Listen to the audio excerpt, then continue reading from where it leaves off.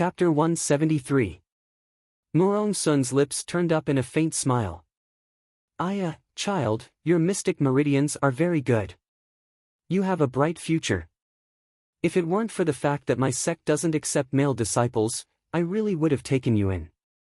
He was praised by Mentor Murong. A bashful smile appeared on Xiao Hu's face, and he respectfully bowed to Murong Sun again. Thank you for your help, Mentor Murong. Murong Sun waved her hand.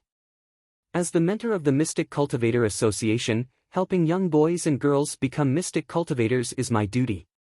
Mentor, please help our child trigger her mystic meridians. Mentor, please help my child. The crowd that surged forward with a whoosh nearly drowned Murong Sun in the sea of people. Xiao Mu blended into the crowd and pattered towards several parents who were watching. She covered her mouth with her hand and secretly said to them, "Why aren't you going? That Mentor Murong in front is a mentor who can help the child trigger her mystic meridians with a 100% success rate. I only told you guys. Heavens! Big girl, let's go find Mentor Murong quickly." Around Murong Sun, the crowd was currently gathering at a terrifying speed, trapping her within. Hey, child! A certain mentor, who was drowned in the sea of people, was exasperated as she watched the little girl run further and further away from her with small steps. The child even expressionlessly waved her hand at her through the crowd and made a farewell gesture. Murong Sun snorted with laughter, and her enchanting eyes curved up slightly. What an interesting child. Did you think you could run away? Since Master has taken a fancy to you, you're masters for the rest of your life. Sister, I really succeeded. I became a mystic cultivator. Xiao Hu only regained his wits after running a short distance behind Arbor and exclaimed excitedly. Even now, it still felt like a dream. He really didn't expect that he would be able to step into the ranks of mystic cultivators one day. The disappointment every year already made him a bit afraid to try again. It could be seen that failure was not scary. The scariest thing was being timid and not daring to accept failure again and again. Arbor put his hands behind his back and suddenly turned around. At that moment, Xiao Hu caught a glimpse of a smile on his sister's frosty face. His sister's eyes were really beautiful. When she smiled, it was as if the stars were blooming in front of her eyes, the trees were blooming, and the spring breeze was caressing her face. It was incredibly warm. It was no longer that stoic face, no longer expressionless. His sister was the most beautiful girl he had ever seen in his life. Brother, you're the best. Arbor stretched out a small fist and gently punched Xiao Hu's shoulder. He raised his hand and pointed in the direction of Pear Blossom Alley. Let's go home. Xiao Hu nodded vigorously. Let's go home, little sister. Hand in hand, the two siblings ran toward Pear Blossom Alley. They completely forgot about Xiao Zong, who was clenching his fists and pulling a long face. They didn't even look at him. The little girl smiled at the student-looking idiot. The folding fan in Duan Yu's hand uncontrollably fell to the ground again, and his eyes were engraved with that blossoming smile. It turned out that she could also smile so warmly, beautifully, and vividly. However, you habitually wrap yourself in layer after layer of icy spikes and don't allow others to approach you or come out by yourself. Once you get close, perhaps you'll be pierced to pieces and drenched in blood. What kind of you is the real you? Duan Yu couldn't help but feel melancholy. Chapter 174. Father, Father! Xiao Hu shouted loudly as he ran through the door with a face full of joy. Arbor's lips curled up slightly as he watched the young boy excitedly rush through the door. The fragrance of flowers wafted through the courtyard. Mother sat in front of the stone table with little sister in her arms. She turned around and revealed a joyful smile at the two siblings. Father and second uncle put down the teacups in their hands and stood up to look at them. This life. It was completely different from before. She returned from hell and stepped on corpses and blood all over the place. All she asked for was a peaceful life and the well-being of her family. Ha ha ha ha ha. My son has become a mystic cultivator. Second uncle laughed heartily. Little fellow, you're amazing. Xiao Zhongbang rubbed Xiao Hu's little head with a smile. You're a good child. Don't slack off in the future and work hard. Our Qiao family's hopes are all placed on children of your generation. Mother happily put down Xiao Lin in her hands. Second brother, I'm so happy today. Sit and chat for a while, I'll go take a look in the kitchen. Let's add more dishes tonight and have a lively meal with the whole family. Sister, celebrate. Good peaches. Xiao Lin bounced to her side and tugged at the corner of her skirt. Arbor couldn't help but laugh. He lowered his head and rubbed her little head before picking her up. There aren't any peaches, but there are other good ones. Do you want them? Dividing line, foodie's dividing line. City Lord's Estate Main Hall. Gu Qingfeng raised the wine cup in his hand and smiled at everyone. Today, the Mystic Cultivator Association and the three sects are gathered here. This City Lord will first toast everyone. At this special time, the wine and dishes are meager, please forgive me for not entertaining everyone. City Lord is too courteous. A middle-aged man sitting in the Heavenly Dao sect seat raised his wine cup and nodded lightly at Gu Qingfeng. Now that zombified monsters have appeared everywhere, the citizens of every town are having a hard time. We have dishes, meat, and wine, and this is already an extremely luxurious enjoyment, a guide from the Mystic Cultivator Association said with a sigh. City Lord Gu Qingfeng nodded and raised his cup again. Thank you, guides, for helping the children in the city awaken their mystic meridians. He especially wanted to thank Peak Master Morong. He successively helped four youths successfully trigger their profound meridians.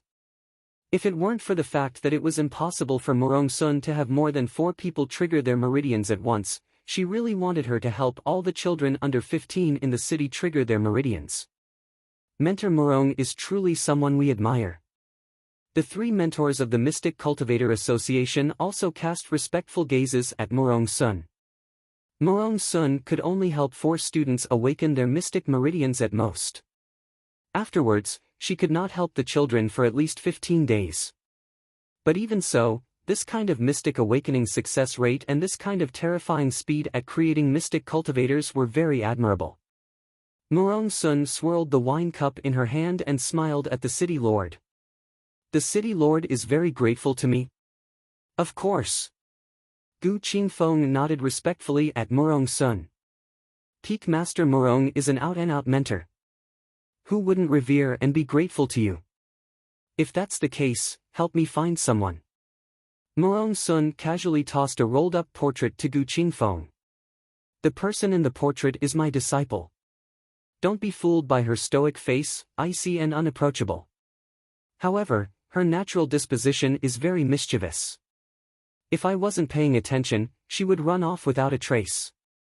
I'll have to trouble the City Lord to help me find her. Everyone. Chapter 175.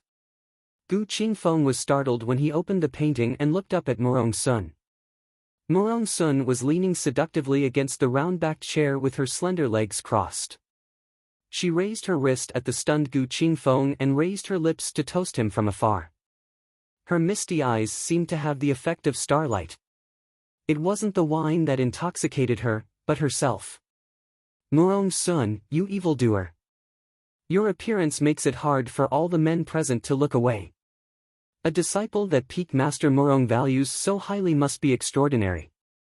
How about you let us take a look? The middle-aged man from Heavenly Dao sect asked with a smile. Gu Qingfeng asked Morong Sun for her opinion. After seeing her nod, he had his subordinate present the painting to Heavenly Dao sect. Morong Sun absent-mindedly sipped her wine and said aloofly, "My disciple is a natural beauty with an exceptional constitution, so there's no harm in letting you see her." Heavenly Dao sect's Guan Yongnian was startled when he opened the painting. Morong Sun raised her brows, an interesting smile on her lips. Could it be that Hall Master Guan also knows my disciple? Guan Yongnian closed the painting and nodded. My disciple brought a portrait the day before yesterday and said that she found a 7-year-old mystic cultivator in a small place like Quoto village. Our Heavenly Dao sect is also very interested in recruiting this kind of talent. Unfortunately, the zombie transformation happened too suddenly and everything happened too abruptly, so before we could find that child. A 7-year-old mystic cultivator. A dark-skinned woman from Daybreak's sect with a rigid face narrowed her eyes and left her seat to walk to Hall Master Guan's side. She picked up the portrait in front of Hall Master Guan and glanced at it. She snorted and said, "It really is her." A 7-year-old mystic cultivator was rare these days. No, it should be said that it was extremely rare. In theory, every child could activate their mystic meridians when they turned 7, but there were only a few who could successfully activate their mystic meridians. When Lu Yumei heard that Murong Sun's disciple was a 7-year-old mystic cultivator, she felt a bit disgusted. It was indeed the stoic child that her disciple spoke of. "Murong Sun, how dare you? You wicked disciple is so young, but you're already so vicious, and heartless." Lu Yumei glared at Peak Master Murong. "Do you know what she did? Not only did she injure my junior brother Bai, you even heavily injured several of my Daybreak sect's disciples. What is even more unforgivable is that you killed my disciple, Li Xiang. Murong Sun, what else do you have to say?" The 3 sects were originally of the same breath and branch, each mind their own business. You connived with your disciple to do such an evil thing. Shouldn't you give our Daybreak sect an explanation? Gu Qingfeng's smile froze on his face.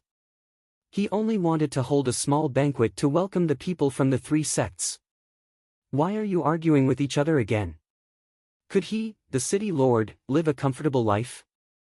Murong Sun sipped the wine in her cup, and her slender eyes lifted slightly. Her breath reeked of alcohol, and she looked at Lu Yumei teasingly. "Hall Master Lu, what kind of explanation do you want?" Oh my god. Peak Master Murong, your current appearance is truly a living evildoer." Even Lu Yumei, who was a woman, could not help but blush. She nearly forgot what she was questioning Murong Sun about. "Murong Sun, as the Peak Master of the Holy Water sect, you should carry out the mission of the 3 sects being as one. Hand over your evil disciple. Let our Daybreak sect deal with her." Murong Sun's tipsy eyes were half-lidded, and a mesmerizing curve curved her eyes. Her thin lips parted in a teasing smile.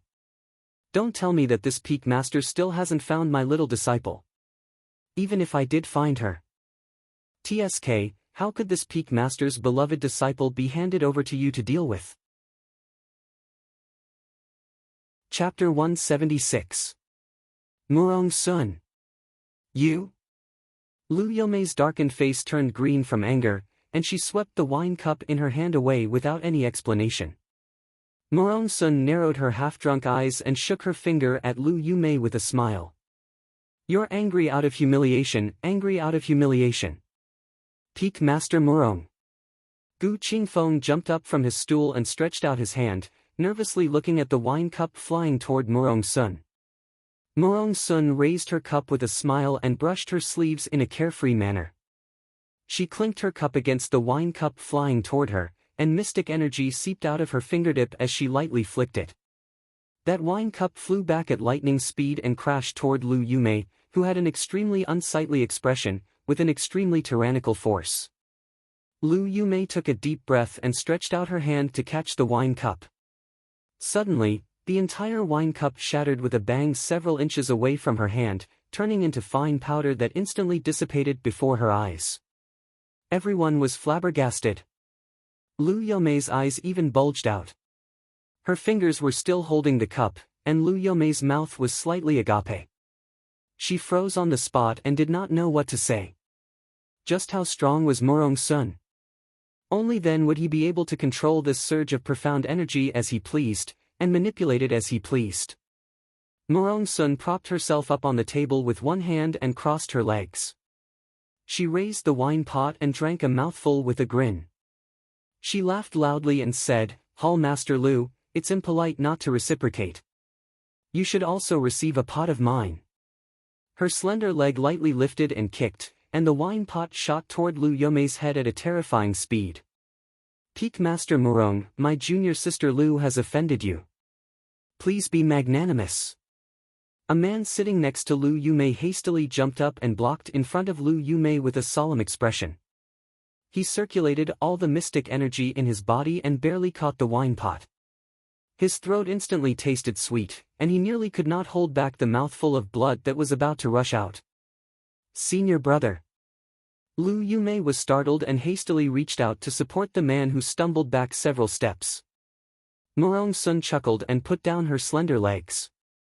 She flicked her sleeves and stood up. Thank you for your hospitality today, City Lord. This Peak Master still has important matters to attend to, so I'll take my leave first. Peak Master Morong, about the 3 sect's disciples heading to Qinghe Town for training.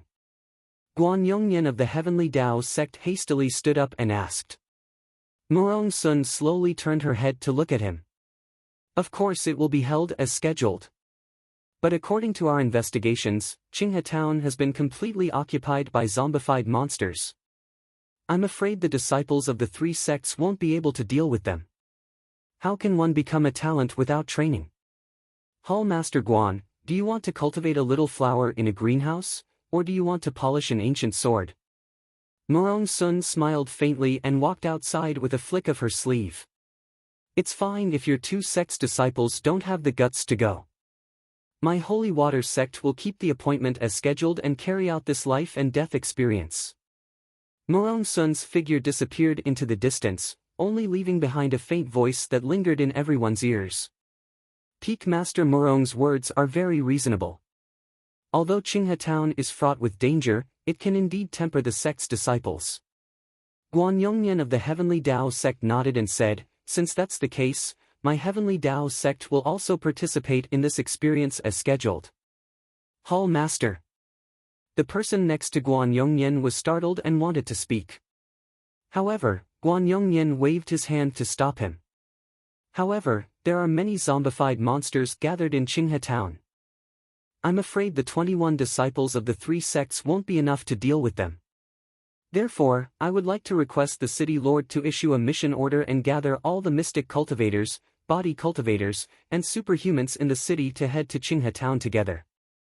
Gu Qingfeng lightly bumped his fist. This City Lord has the same intention. Chapter 177. The next day, the City Lord's estate issued a Level 3 mission call. They were to gather all the mystic cultivators, body cultivators, and superhumans in the city to assist the disciples of the 3 sects in gathering food and supplies in Qinghe Town. It was said that there was a large granary in Qinghe Town with an abundance of food, enough to match 3 months of Shizhou City's food reserves. Qinghe Town. Arbor vaguely remembered this place. On the 2nd day after the zombie outbreak, all the residents in Qinghe Town died, and it became the zombies' base of operations. She remembered that in her previous life, the 3 sects had gathered a group of people to head to Qinghe Town to clear out the zombies and gather supplies. Unfortunately, all the disciples of the 3 sects died in that town, except for the Holy Water sect's people who managed to escape. As mystic cultivators, every time the City Lord's estate issued a special mission, the mission's contents would be directly transmitted to the mystic cultivators to show their importance. Arbor was no exception. She received the City Lord's estate summons early in the morning. She was flipping through the mission notice when Steward Chang Zai jogged inside and hastily bowed. Miss, the City Lord is here. Arbor pressed down the notice and looked up at the steward. She nodded lightly. Understood. Please ask City Lord Gu to wait for a moment. I'll be right there. Chang Zai humbly agreed, then hurriedly turned around and hurriedly ran to the front hall to receive the City Lord. Arbor tidied up her clothes before heading to the front hall. As soon as she entered the door, she saw a woman in a violet dress leaning against the side of the window. She slowly turned around, and she was extremely enchanting and charming. She tilted her head and smiled as she waved her hand at her. Disciple, Master has come to disturb you. Morong Sun's smile seemed to have been frozen in time for an instant. Under the shroud of the morning sun, it emitted a faint glow. However, after so many years, she would still remember her master's devilish appearance at this moment, waving at her while leaning against the window. No matter how quickly time passed and the past was like mayflies, that she would not forget a single thing that she should remember. It was all stored in the deepest recesses of her memory. At this moment, Xiao Mu looked at this person in bewilderment and reflexively jumped back to avoid her slender fingers. "Why are you here?" Gu Qingfeng smiled bitterly. In reality, when he rushed out this morning and saw Murong Sun appearing behind him like a ghost, he also wanted to be like Xiao Mu and asked Mentor Murong, "Why are you here?" "Disciple, you ruthlessly tricked Master yesterday, so Master naturally came early in the morning to have a good talk with you about life." Murong Sun reached out, intending to pinch the little fellow's cheeks. Arbor jumped back again and silently ignored the wry smile hanging on Murong Sun's lips. Gu Qingfeng coughed, trying to attract the attention of the master and disciple. The two of them turned their heads and glared at him at the same time, with a look that said, "What nonsense do you want to say? Hurry up and say it." Inexplicably, he felt that this pair of master and disciple even had the same actions and expressions. What was going on? Gu Qingfeng coughed dryly. Miss Qiao, I wonder if you've received the mission summons from the City Lord's mansion. If Miss Qiao completes this level 3 mission, then for the next year's residence rights will be. You want to talk about this? Arbor inched closer to the door. I know. You just need to notify me when the specific departure time is set. Even if the City Lord did not come today, she still decided to go to the Mission Distribution Center to sign up. Chapter 178. This was because she also wanted to go there and experience it. After all, ever since she was reborn, she hadn't officially experienced anything other than that accident at Hulun Mountain. She could only obtain more experience from actual combat and strengthen herself through continuous training. She never dared to slow down because she didn't have the right to do so. Moreover, she also wanted to take a look at how unconquerable Qinghe Town's zombie colony, which caused people to turn pale at the mere mention of it in her previous life, was. Do as you wish, City Lord. Arbor turned her head and slipped past Murong Sun's hand, practically dashing out the door. City Lord Gu looked up, and his lips involuntarily twitched. The child, who had always been calm and composed, actually looked like she was running away in a sorry state. Murong Sun burst out in laughter. She took a wrong step and floated into the air, following the child as she said, "Little thing, how about you make a bet with Master? If you can trap Master for 15 minutes today, you win, and Master won't cause trouble for you in the future." Having a spirit floating behind her the whole way was so beautiful that she couldn't bear to look back. Arbor dashed out of Pear Blossom Alley. When she turned a corner, she happened to bump into Duan Yu, who was walking toward her with a grin. She extended her hand to greet him. "Jojo, what a coincidence." "Hello?" The youth looked dumbfoundedly at Mentor Murong, who floated past him. Xiaomu felt like she might have used up all the strength she had in the first half of her life. She had already placed 3 speed talismans on herself to keep up with her running speed. Then she looked back. Holy shit, the spirit behind her was still following her with a grin. Her expression didn't change at all. Arbor dashed toward the east of the city. She felt like she had run thousands of miles for 4 hours, but she still couldn't shake off that fellow behind her. "Little one, don't blame Master for not reminding you. The direction you're running in is getting closer to the water area. That area is especially spacious, so you can't escape." A certain master drifted with Xiaomu the whole way. Her face wasn't red, and she wasn't out of breath. "Oh, your sister. This body of water leads to the sea gazing. It can be considered a branch of the sea gazing. Don't be fooled by how calm the water is right now. At noon, the high tide is 10%, but the current is very turbulent." A wide body of water appeared in Arbor's eyes. At this moment, she also stopped running and turned to look at the spirit behind her.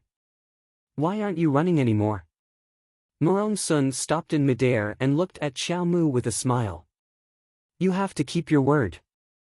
Arbor suddenly said this to her before tossing out a section of the spirit binding rope from his pocket and swiftly wrapping it around Murong Sun's wrist. With a tug and a pull, the child directly dragged the floating Murong Sun over and pattered to a nearby tree. She tied Morong Sun to the tree several times and tightly tied her up. Morong Sun's eyebrows twitched, and she looked at her youngest disciple in exasperation. Disciple, you shouldn't do this. If you tie me up here, the tide will rise in less than a quarter of an hour. If a wave comes, I will drown. Thud thud thud. The little fellow let go and threw Morong Sun aside before madly sprinting away. As he ran, he thought, the spirit binding rope is very powerful, so it shouldn't be a problem to bind Morong Sun for a quarter of an hour. Several minutes later. Xiao Mu paused in her steps and glanced back in distress. Morong Sun said the tide was about to rise. She was so strong, so she shouldn't drown. However, the spirit binding rope always tied people up and couldn't be freed. Arbor hesitated for a few seconds before deciding to run back to take a look. However, when he reached that place, he couldn't help but be dumbfounded. He didn't see Morong Sun, but he saw Duan Yu's pig-like teammate standing in the water and anxiously calling out to him, Jojo, Jojo. Arbor, Fuck me, you're tied up by the spirit binding rope again. Chapter 179. Arbor waded over and came to Duan Yu's side. Why were you tied up here? Where's Morong Sun? Arbor looked at Duan Yu in bewilderment. Her small hand touched the rope binding Duan Yu's wrists and gently pulled. It was quite funny. After Mentor Morong escaped from the spirit binding rope, she tied Duan Yu to a tree. This was truly heaven's will. It was Duan Yu's turn to be unlucky. Duan Yu, don't think I can't tell that you're gloating just because your face is stoic. After Arbor untied Duan Yu's spirit binding rope, he quickly pulled Xiao Mu and ran toward the shore. The water level rose very quickly. In just a few minutes, the water had nearly crossed Arbor's shoulders. However, due to the high terrain in the city, the water could not rush into the city no matter how high it rose. The two could only swim to the shore after less than a minute. What are you doing with Peak Master Morong? Duan Yu asked in bewilderment as he paddled. I already explained to her that we're not friends. She's crazy and insisted on keeping me here as a hostage. She said you would come back to save me. But when I was tied up in the water by her, you didn't even know I was here. That's right. If I knew you were here, I wouldn't have bothered to come back. Arbor's mouth twitched, and she kept paddling her small arms toward the shore. Why do you have so much to say? We should hurry to the shore. For some reason, she felt a chill on her back. That deranged mentor probably would not let them off so easily. Don't you think the sound of the water is getting louder? Duan Yu swam forward and kept looking back to pull Arbor. The little girl's arms and legs were small, so she definitely could not swim as fast as him. Arbor also heard the sound of splashing water. It seemed to be right next to their ears. The two of them turned their heads to take a look, and their faces were immediately filled with shock. Their eyes, one big and one small, almost popped out of their sockets. Fuck, the sudden wave behind them was too scary. It swept up about 4 to 5 meters high and splashed water everywhere. Shit, where did such a huge wave come from? Roar! Duan Yu only felt a huge wave rolling over him from behind. When it crashed down on his head, it freaking stunned him. With such a huge wave crashing down, Duan Yu was instantly swept into the water. Arbor's eyebrows twitched, and he stomped on Duan Yu's corpse that had been swept into the water by the waves. He swiftly paddled a few times and tried his best to struggle up into the air. The profound energy around his body floated and quickly spread out. Originally, he thought that once he circulated his profound energy, it would be an easy task to break free from the water. However, Arbor quickly discovered that his profound energy seemed to be suppressed. That was because there was an even higher level indescribable power that was suppressing her profound energy. Instructor Morong, you're here. Arbor said with certainty. Although Morong Sun appeared to have left after she returned, the current situation made her very certain that Morong Sun was definitely hiding in the shadows and heartlessly watching them make a fool of themselves. The water suddenly parted to the sides, creating a shallow path. Morong Sun came out from behind the huge wave and lightly tapped the water's surface with her toes. She walked on the water like it was flat ground and cheerfully arrived in front of them. However, Arbor's gaze was fixed on her left hand. There was a nimble current of water circling around the back of Instructor Murong's hand. It slithered and spun endlessly like a living being. Chapter 180. What is that?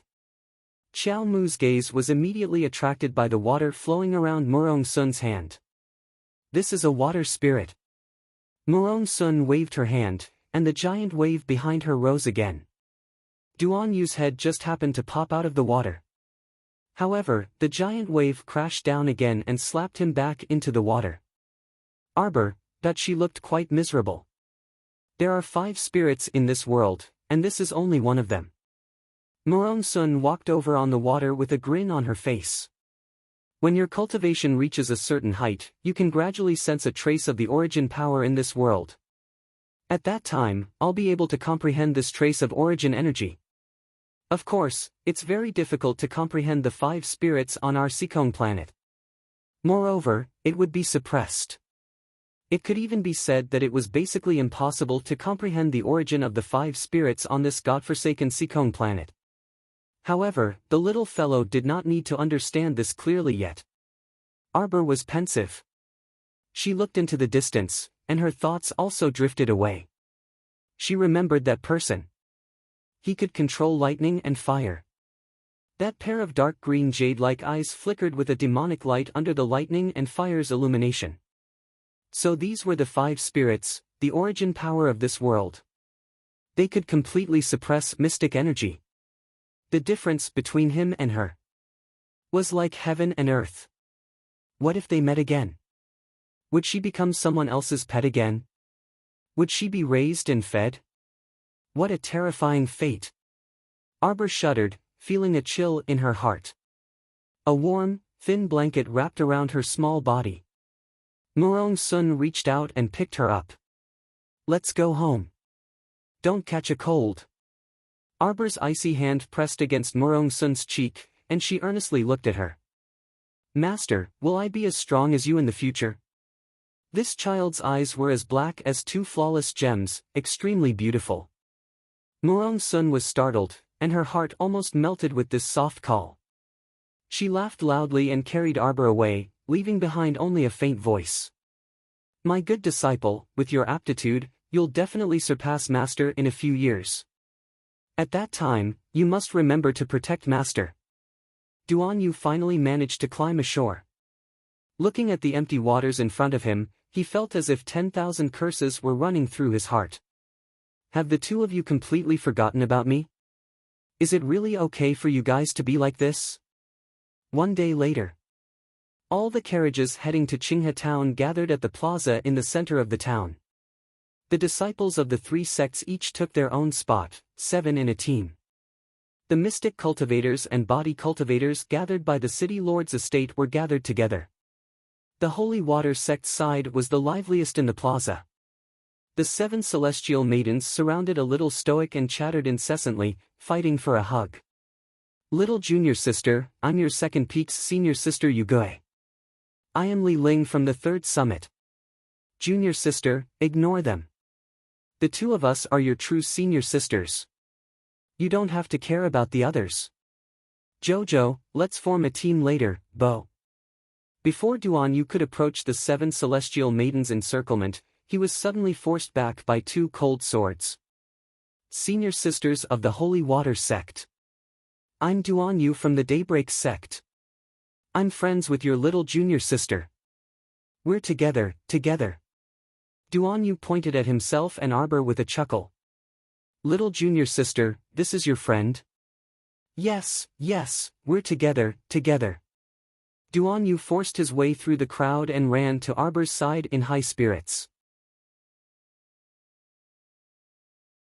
Chapter 181. Why did you run over here? Arbor glanced at him. I came to join you guys. Duan Yu replied with a chuckle. You don't need to care about your second junior brother and the rest. Arbor pointedly lifted his chin in Daybreak sect's direction. Shang Kun and the others were looking over with unsightly expressions. They're all adults and have the ability to move on their own. Why would they need me to lead them? Duan Yu waved his hand. Jojo, we've been through fire and water together. We're natural teammates. You're praising yourself. The Holy Water Sect's 7 fairies harumphed. First Peak's eldest senior sister, Su Shanshan, rudely pulled Duan Yu aside and tossed him aside. Stay away from my little junior sister. Little junior sister, let's go over there. We'll pick some reliable teammates. This youth has a glib tongue and flirtatious eyes. He doesn't look like a good person. Come back. How do I look like a bad person to you? Young Master Situ of the Heavenly Tao Sect. Whispers spread through the crowd. Young Master Situ is here. Young Master Situ is the son of the Heavenly Tao Sect's sect master. He's the undisputed number 1 among the Heavenly Tao Sect's youths. Many disciples in the plaza looked ahead with reverence. Su Shanshan supported Arbor. When she saw the crowd ahead, she frowned and pulled Xiaoyiren to the side. The handsome youth who walked through the crowd was about 16 years old. His black robe accentuated his tall and slender figure. What a handsome youth with dashing eyebrows and bright eyes. However, Xiaoyiren's focus was a bit different. The first person she saw wasn't Situ Yi.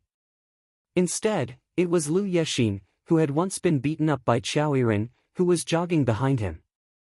Xiaoyiren couldn't help but roll her eyes at Lu Yexin's infatuated trailing. Where did the passion she had when she saw the Crown Prince go? The Lu Yexin who sweetly called brother Crown Prince, didn't you change a bit too quickly? Why did you change men in just a few days? Love-struck fool. Xiaoyiren harumphed. The rich Crown Prince was so hot and handsome. He didn't need this love-struck fool to like him. You have no taste. Idiot. Humph. Jojo, do you also think that Situ Yi's dog-like appearance is very attractive? At some point in time, Duan Yu had wandered to the child's side and leaned over under Su Shanshan's stern gaze. He followed the child's gaze and looked in Situ Yi's direction. What Situ Yi? Xiao Mu didn't pay any attention to that young master from Tiandao sect at all. Her gaze was cold as she stared at Lu Yexin. Even Lu Yexin, who had been infatuated the entire time, could not ignore her attentiveness. Why are you here? Lu Yexin pointed at Arbor, her infatuated look turning into a vicious one. Someone come quickly. Help this young miss get this little brat. Ouch! Before Lu Yexin could finish throwing a tantrum, the child pounced to her side like a ray of light and smashed her little fist into Lu Yexin's left eye. Everyone was dumbstruck. Situ Yi, who was extremely annoyed by Lu Yexin, had his eyes lit up. He silently moved to the side to make room for the child to play. He looked like an onlooker who didn't mind watching a show. The child's soft and fair hands threw out a heavy punch. After a few punches, Lu Yexin cried for her parents and repeatedly begged for mercy. Duan Yu couldn't help but cover his face. Were all children this savage these days? Everyone. Lu Yexin, how dare you bully my little junior sister?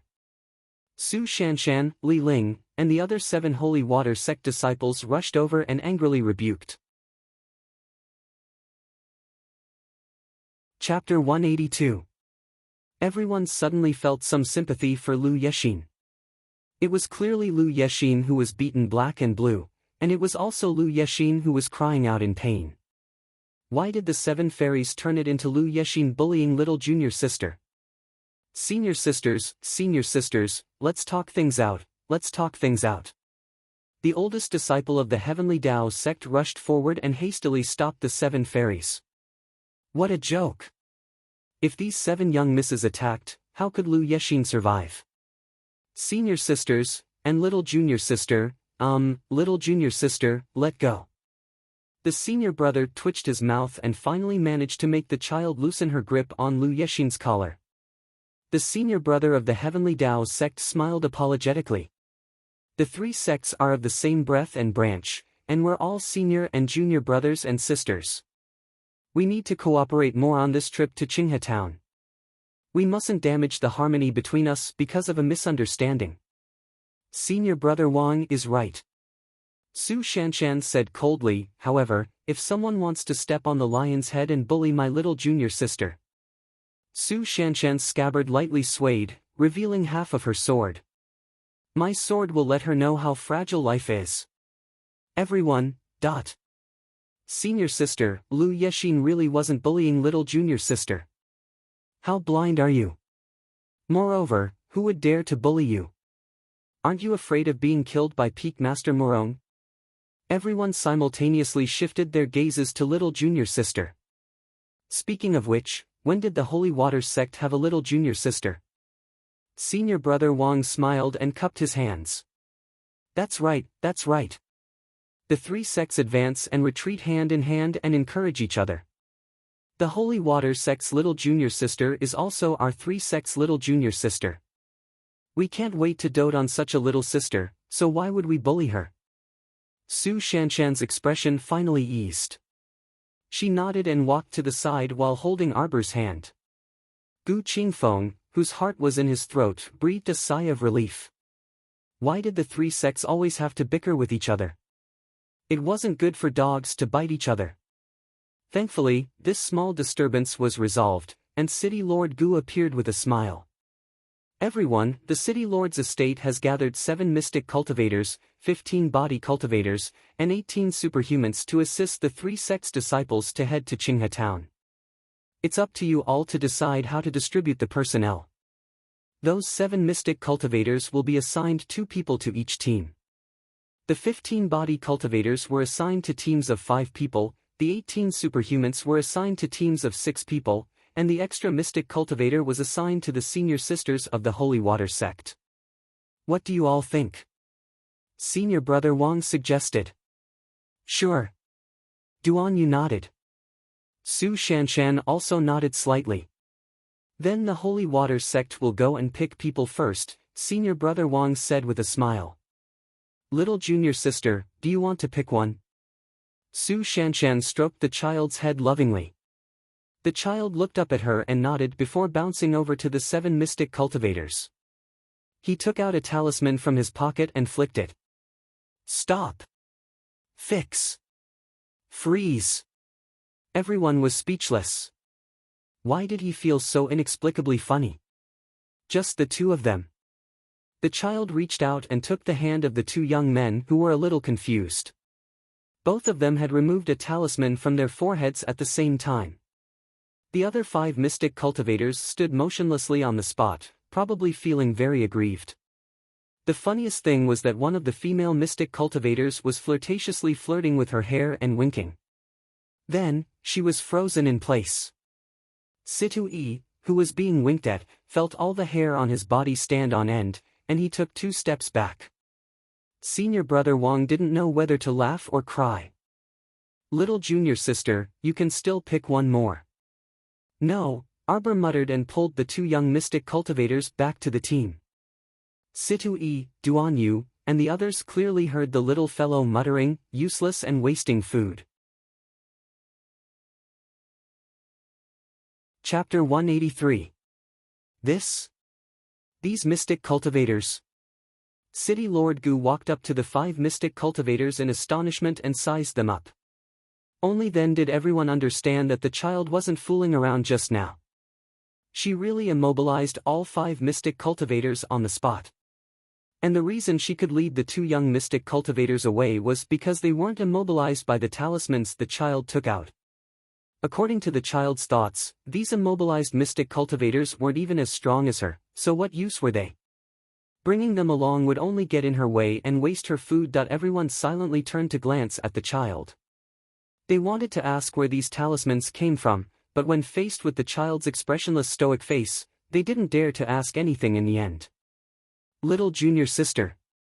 First peak second senior sister, Shui Xiao, excitedly grabbed her small hand and lightly squeezed it. Little junior sister, were those immobilization talismans you threw out just now? It wasn't like they hadn't seen immobilization talismans before, but seeing their little junior sister take out a handful from her pocket at once, this was a bit exaggerated. When did Guanlon City's talisman patrician family become so generous and willing to sell so many talismans on the market? There were too many fake talismans these days. Even if they were sold in a talisman shop, they might not be genuine.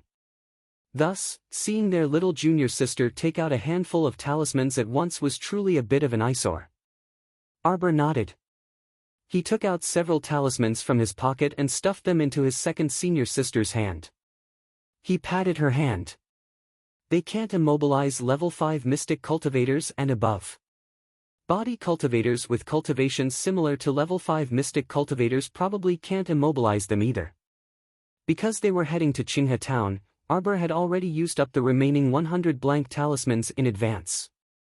The talismans he drew were all strength, speed, and support talismans. So interesting. I'll go try. Xue Xiao also had the temperament of a child. She took the immobilization talisman and ran toward the body cultivators. But this time, the body cultivators and superhumans were on guard. When they saw a girl running toward them with an excited expression, they hastily retreated and looked at her with vigilance. Xue Xiao gripped the talisman and curled her lips regretfully. It seemed like she couldn't experiment on these people. Looking at their guarded gazes, humph, how hilarious. It was as if she wanted to skin them alive. Xiao Xiao, stop messing around. Su Shanshan glanced at her second junior sister helplessly. She held the child's hand and walked forward, picking out 11 people from body cultivators and superhumans. What surprised Arbor was that she actually saw Qiao Wenwan and Wei San Lang in the group of superhumans. Third junior Wei gave her a silly smile, but Qiao Wenwan glared at him as if she wanted to eat him alive. She walked towards Arbor. Su Shanshan frowned and reached out to block Qiao Wenwan.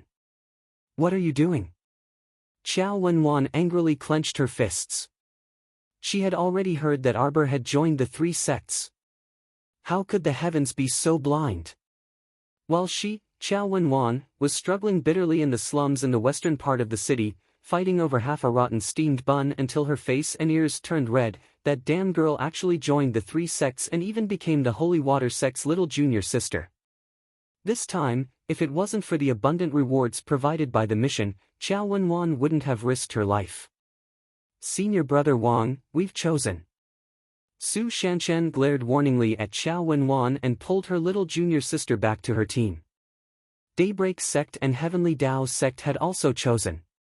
At this time, the 5 mystic cultivators who were immobilized in the center of the plaza could finally move. Chapter 184. The other 4 mystic cultivators were good-natured and did not say anything, but they awkwardly went to the other 2 groups. However, the female mystic cultivator who winked at Arbor angrily jumped up and dashed toward the Holy Water sect's group. She shouted at Arbor, "Little witch, come out." Senior brother Wang could not stop the female mystic cultivator and could only follow behind her with a bitter smile. Who are you calling a little witch? The 7 celestial maidens exploded and glared at the female mystic cultivator with arched brows. Arbor calmly walked out of the group and stopped in front of the female mystic cultivator. Damn girl, apologize to me immediately. Otherwise, don't even think about going to Qinghe town today. The female mystic cultivator blocked the group and acted like a rascal. She was not afraid of making a big deal out of it. She was a mystic cultivator. She had to be revered by others. When had she ever suffered such grievances? She was actually toyed with by a child. The other 4 mystic cultivators were even more embarrassed. They were immobilized by the immobilization talisman because their cultivation was not high enough. This caused the 4 originally arrogant mystic cultivators to put down their haughty attitudes and recognize their shortcomings. They originally did not want to make a big deal out of it and embarrass themselves even more, but this female mystic cultivator was unwilling to let them off. After this commotion, even the normal onlookers in the plaza knew that they mystic cultivators were not that powerful and that a single talisman could take care of them. Alright, don't say any more. One of the mystic cultivators couldn't help but frown. Little junior sister of the Holy Water sect didn't want to do anything to us. If she really wanted to immobilize us, we would have died countless times already. To put it bluntly, that child just had an eccentric temper, but her methods were quite superb. She only used the shortest amount of time to select the two strongest mystic cultivator companions among them and did not actually injure them. If it weren't for the female mystic cultivator causing a ruckus, many of the onlookers would not have known what happened when the child silently left after throwing the talisman. I'm seeking justice for us. You actually dare to curse me without distinguishing right from wrong? The female mystic cultivator was furious. Xiao Mu pattered over to the female mystic cultivator's side with small steps. Duan Yu's eyes kept twitching as he silently counted in his mind. 1, 2, 3. Sleep. Arbor casually threw a talisman over and used his profound energy to shake off the talisman. The female mystic cultivator fell to the ground with a thud, and the entire place was silent. Carry her away. The child nodded at City Lord Gu, whose mouth was twitching. Thank you, City Lord Gu. No, it's my pleasure. Gu Qingfeng felt that his forehead was full of sweat. This kid who threw talismans at the slightest disagreement, was he really not the reincarnation of a devil incarnate? Arbor ran back to the team and looked up at Su Shanshan. Senior sister, we can go now. Su Shanshan raised her hand and patted the child's head lovingly. She turned around and said to everyone, let's go.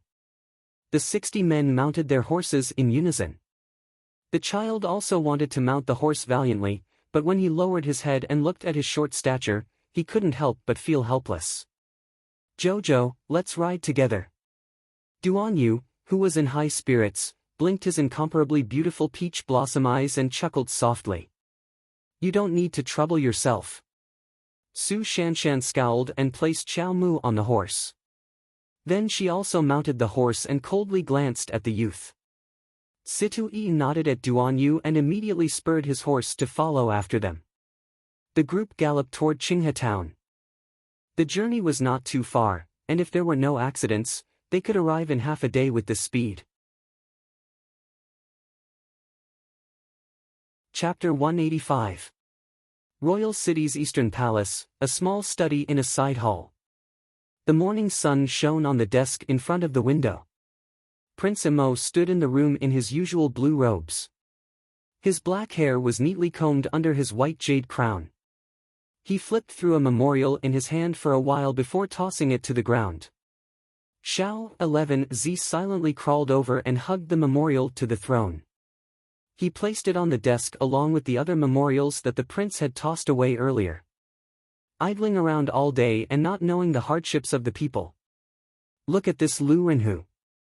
He's worrying about this monarch. He's so audacious and ignorant. He repeatedly slandered the great king and wanted to take a consort for this monarch. Mo Lian picked up her brush and drew a large cross on Lu Renhu's memorial. Not approved. Hui Feng stood next to the crown prince like a pillar. His brows didn't move, but the corners of his mouth twitched slightly. There's also 1, 2, 3, 4, 5. The officials who worry so much for this monarch all seconded Lu Renhu's proposal. Very good. Mo Lian picked up his brush and crossed out several booklets in succession. Afterwards, he tossed the pile of items to the nearby supervisor eunuch who was drenched in cold sweat. What did you say just now?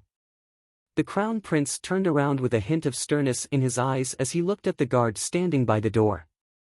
The guard inexplicably felt a chill run down his spine. He hastily replied respectfully, the North Battalion heading to Qinghe town to exterminate zombies is currently trapped in the town and awaiting rescue. Perfect. Lu Renhu and the others have nothing to do. Let them follow the army to exterminate zombies in Qinghe town. What? The steward eunuch standing to the side almost dropped the memorial he was holding. Oh. His jaw also almost dropped to the ground. Xiao 11Z picked up the memorial on the ground and jogged to the crown prince's side. He reminded in a low voice, Your Highness, that Lu Renhu is the left assistant minister of the Ministry of Rights. He's a civilian. So what if he's a civilian? Zombies are wreaking havoc everywhere. He's a dignified man. Even women and children are fighting. Why can't he fight? Thus, less than an hour later, the left assistant minister of the Ministry of Rights, Lu Wenhu, and the other 5 officials simultaneously received the Crown Prince's verbal order to supervise the 6 of them to follow the army to Qinghe town to participate in the rescue work. It felt like the sky was about to fall. The Lu family cried and cried as they hugged Lord Lu's leg. Lord Lu wanted to cry more than anyone else. Ever since the great king threw down this decree and left for Mount Hong, Lord Lu felt that his whole person was not good. For some reason, her eyelids had been twitching for the past few days. Sure enough, today's omen was fulfilled. Official Lu wanted to cry, but no tears came out. He hugged his wife and child, and the whole family hugged each other and cried. In the end, a few guards from the south camp felt that Official Lu was being too slow, so they forcefully pulled him away and carried him onto the horse. The guards obeyed the Crown Prince's orders and went to the residences of the officials one by one. No matter how much trouble they caused, they were all tied onto the horses one by one. After escorting the lords out of the capital, someone would return to the Eastern Palace to report. The Crown Prince was silent for a moment before saying, "We remember that Qinghe town isn't far from Shijiao City. We want the current news from Shijiao City." Yes. Hui Feng accepted the order and quickly left. The Crown Prince was somewhat distracted. He sat by the desk and held his brush, not moving for a long time. After a long while, he finally asked, "Gong Chang'an. This old servant is here."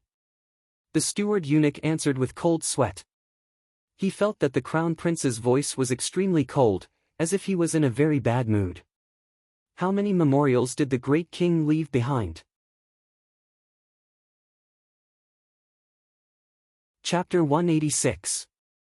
Gong Chang'an silently wiped the sweat off his forehead with his sleeve and said with trepidation, Your Highness, you've been going through memorials for more than a dozen days these past 2 days. There's still about a dozen days left." The Crown Prince's expression instantly darkened, scaring Gong Chang'an into kneeling on the ground and not daring to utter another word. "The great king's days are truly smooth sailing," the Crown Prince muttered indifferently. Leaving him with a pile of work to deal with, he scrambled off to Mount Hong to enjoy his life.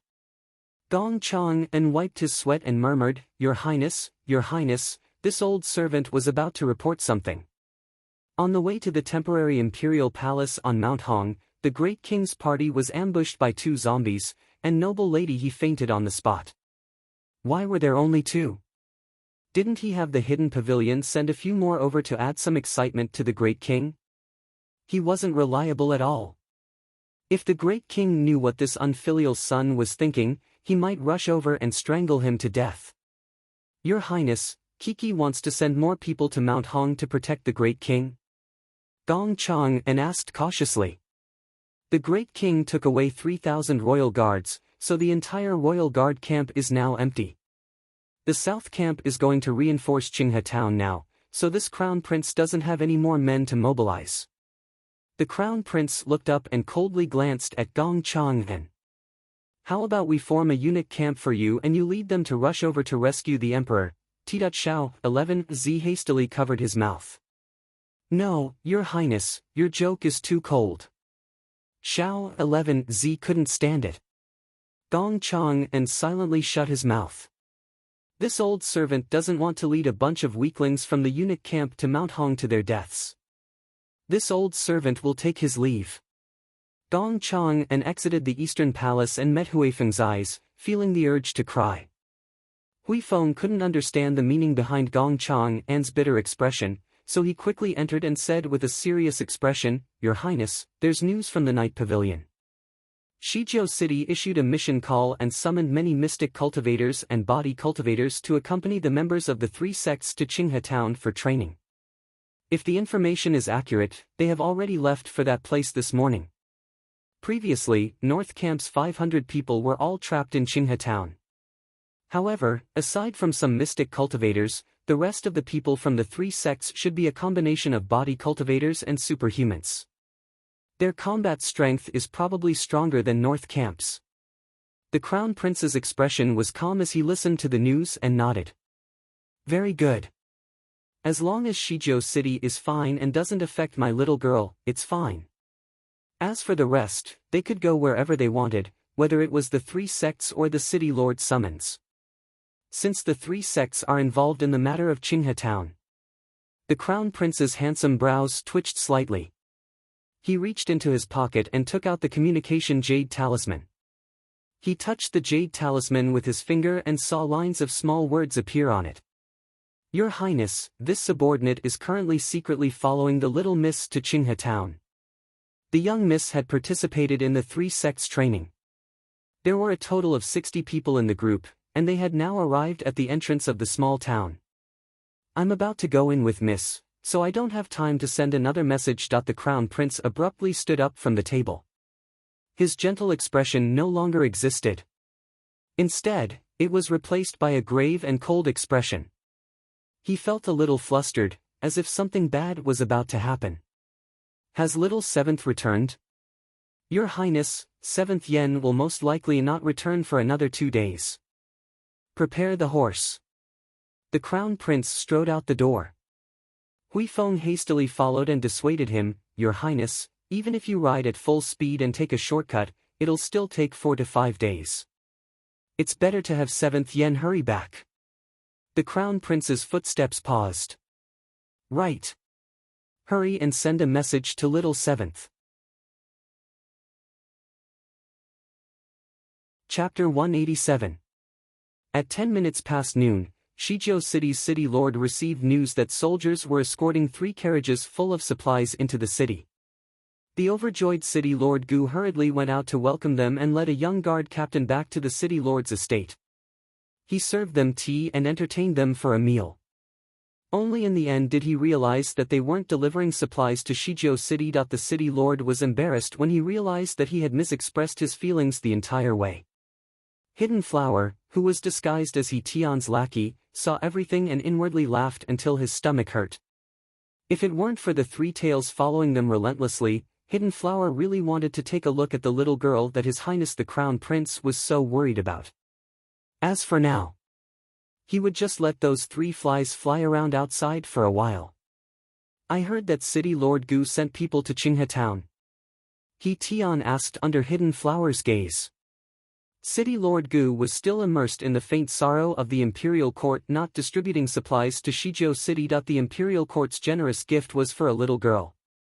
While City Lord Gu was in a bad mood, a little stoic face inexplicably popped up in his mind. It couldn't be, right? City Lord Gu couldn't connect Miss Xiao and the Imperial Court together. Unexpectedly, City Lord Gu soon discovered that his guess was correct. They really did come for that little stoic girl. Could City Lord Gu help us invite the little girl to the City Lord's estate? Don't make a big fuss and just invite her secretly, He Tian said with a stern and squarish face. Sir Hidden Flower's intention was to let the little girl decide how to deal with those 3 tails after she arrived. If the little girl was too lazy to do anything, then it was completely fine for Sir to eliminate those 3 flies. Gu Qingfeng couldn't help but smile bitterly. Miss Qiao followed the 3 sects to Qinghe Town early this morning. I'm afraid she won't be able to come over to receive supplies in the near future. He Tian's face instantly darkened. City Lord, you're going overboard. How could you let an underage little girl go to such a dangerous place? Gu Qingfeng's mouth was full of bitterness, but he could only smile apologetically. The little girl set off with her sect. With the senior sisters of the Holy Water sect looking after her, there shouldn't be any problems. Since it was the sect's decision, He Tian had nothing to say. If that's the case, then we'll have to leave these supplies in the City Lord's manor for a few more days, Hidden Flower said with a smile, but his sparse eyebrows were slightly furrowed. City Lord Gu was crying in his heart, but he couldn't show it on his face. He nodded happily and ordered the servants to prepare a room for He Tian and the others to rest. When he sent the 2 off, City Lord Gu couldn't help but cough and ask timidly, May I know when the Imperial Court will distribute supplies to Shizhou City? He Tian immediately put on an official face and said solemnly, Recently, zombies have been everywhere. In many towns and cities, the control is very chaotic, and there are starving people everywhere. The resources distributed by the imperial court still need to satisfy the needs of those especially poor places. In comparison, Shijiao City was very stable and prosperous. His Highness had also praised City Lord Gu for his good governance and benevolence. The Crown Prince and even the Great King are very pleased, and there is no need for the imperial court to send another Zhizhou to inspect. Gu Qingfeng was bursting with joy, and he was grinning from ear to ear. Your Highness is too kind. He was immediately swayed by He Tian's few words. He didn't even remember to ask for supplies and eagerly sent them to rest. Chapter 188. Arbor's group arrived at Qinghe town at noon. Everyone dismounted but did not rush inside. Instead, they gathered at the entrance and planned to eat some rations and rest before entering the town. The leaders of the three sects were Su Shanshan, Situ Yi, and Shang Kuan. Duan Yu insisted on staying in Xiao Mu's team no matter what. Even the 7 celestial maidens' cold gazes could not erase his determination to stay. Arbor did not mind. This youth's cultivation was definitely higher than hers, and he felt a bit mysterious. He looked like a weakling, but he was not. The little fellow looked up at the sky. Although it was noon, the sky above Qinghe town was overcast as though it was concealing an aura of death. Everyone silently took out their rations to eat. When Xiao Mu saw that most of the mystic cultivators acted in unison and took out food from their inner worlds with a swipe of the air, she could only swallow her pride. A certain poor child could only resign himself to his fate and take out a piece of pastry from the bag at his waist. She had just taken a bite when she heard a loud exclamation. Aren't you a mystic cultivator? Lu Yexin seemed to have caught Xiao Mu's weakness and pointed at her with a malicious smile. Oh! I know! You're a mystic cultivator without an inner world. Ha ha ha, no inner world. No mystic conscious. Idiot! Trash mystic cultivator, ha ha ha ha ha. Lu Yexin did not notice that Arbor, whom she rebuked, was expressionless and emotionless when she said this. The other 4 to 5 mystic cultivators in the 3 teams all glared at Lu Yexin with fury on their faces. Situ Yi and senior brother Wang were sitting not far from Lu Yexin, and they all glared at this brainless junior sister with a frown. While she was mocking others, did she forget that there were 2 mystic cultivators in their Heavenly Dao sect team who had not opened their inner worlds? One of them, senior brother Zhao, was already over 30 years old, and being unable to open his inner world was the pain of his life. Lu Yexin originally wanted to annoy Arbor, but she didn't expect to offend more than half of the mystic cultivators present with her words. Duan Yu looked up and looked at the child beside him with interest. Xiao Mu was not to be trifled with, so she would definitely rebuke her. However, ha ha ha ha ha. Xiao Mu responded to Lu Yexin's ha ha ha ha ha and let out a series of chuckles. On her palm-sized face, her eyebrows, eyes, and nose didn't move at all. If it wasn't for the sound coming from her mouth, no one would think that she was smiling. He looked like a little doll carved out of jade. After the child finished laughing, she lowered her head and continued to eat the pastries. She didn't have the slightest intention to talk to anyone. Everyone was speechless. Pfft! Duan Yu burst out in laughter. Sure enough, following a child was too interesting. Situ Yi didn't know whether to laugh or cry as he looked at the child. Little junior sister is still young. It's normal that she doesn't have an inner world. Junior Marshall's sister Lu, I remember that you also just formed your mystic sense a month ago and successfully opened your inner world. You're 5 years older than junior sister. Hearing Situ Yi's words, Lu Yexin was so angry that she almost cried. However, no one was in the mood to comfort this willful junior sister Lu. Humph! Su Shanshan and the others snorted. Seeing that Lu Yexin had been rebuked by Situ Yi, they let her off. Senior brother Wang took out a map and said to everyone, please come over and take a look. The entire Qinghe town can be roughly divided into 3 areas. We don't know the exact location of the granary, so we need to split into 3 groups to explore it. Chapter 189. The residential area is concentrated on the east side of town, and there's also a school there. The west side is mostly concentrated with shops, while the north side seems to be a large farm that's connected to a field and a small stream. That's the situation. Everyone, decide how to distribute the search areas, Senior Brother Wang said. Su Shanshan nodded. Senior Brother Wang, how about you distribute the search areas? We don't have any objections. Senior Brother Shang, what do you think? Senior Brother Wang good-naturedly looked at Shang Kun from the Daybreak sect. Shang Kun shook his head aloofly. We'll follow Senior Brother Wang's arrangements. Senior Brother Wang nodded with a smile. Since no one has any objections, I'll distribute the search areas. Since no one has any objections, I'll distribute the search teams in these 3 areas. Senior Sisters from the Holy Water sect will search the residential area and school in the east. The Daybreak sect will search the shops in the west. As for our Heavenly Tao sect, we'll search the farm in the north. Su Shanshan and Shang Kun didn't have any objections. The north side was relatively large, so Senior Brother Wang's distribution was already considerate of them. We still don't know where that granary is. It could be divided into several warehouses, or it could even be empty. Therefore, it's best to be careful. Searching for supplies is secondary. The main thing is that so many of us came in, so I hope to see everyone leave safely. Senior Brother is right. Situi nodded and glanced warningly at Lu Yexin. Junior Sister Lu, now isn't the time to mess around. I hope you can rein in your temper and obediently follow the team. Lu Yexin was gloomy, but she couldn't throw a tantrum, so she could only nod sullenly. 6 hours later, before nightfall, gather at the center of town regardless of whether you find the granary or not. Here. Senior Brother Wang pointed heavily at a certain spot on the map. Gather at the central bridge. Okay.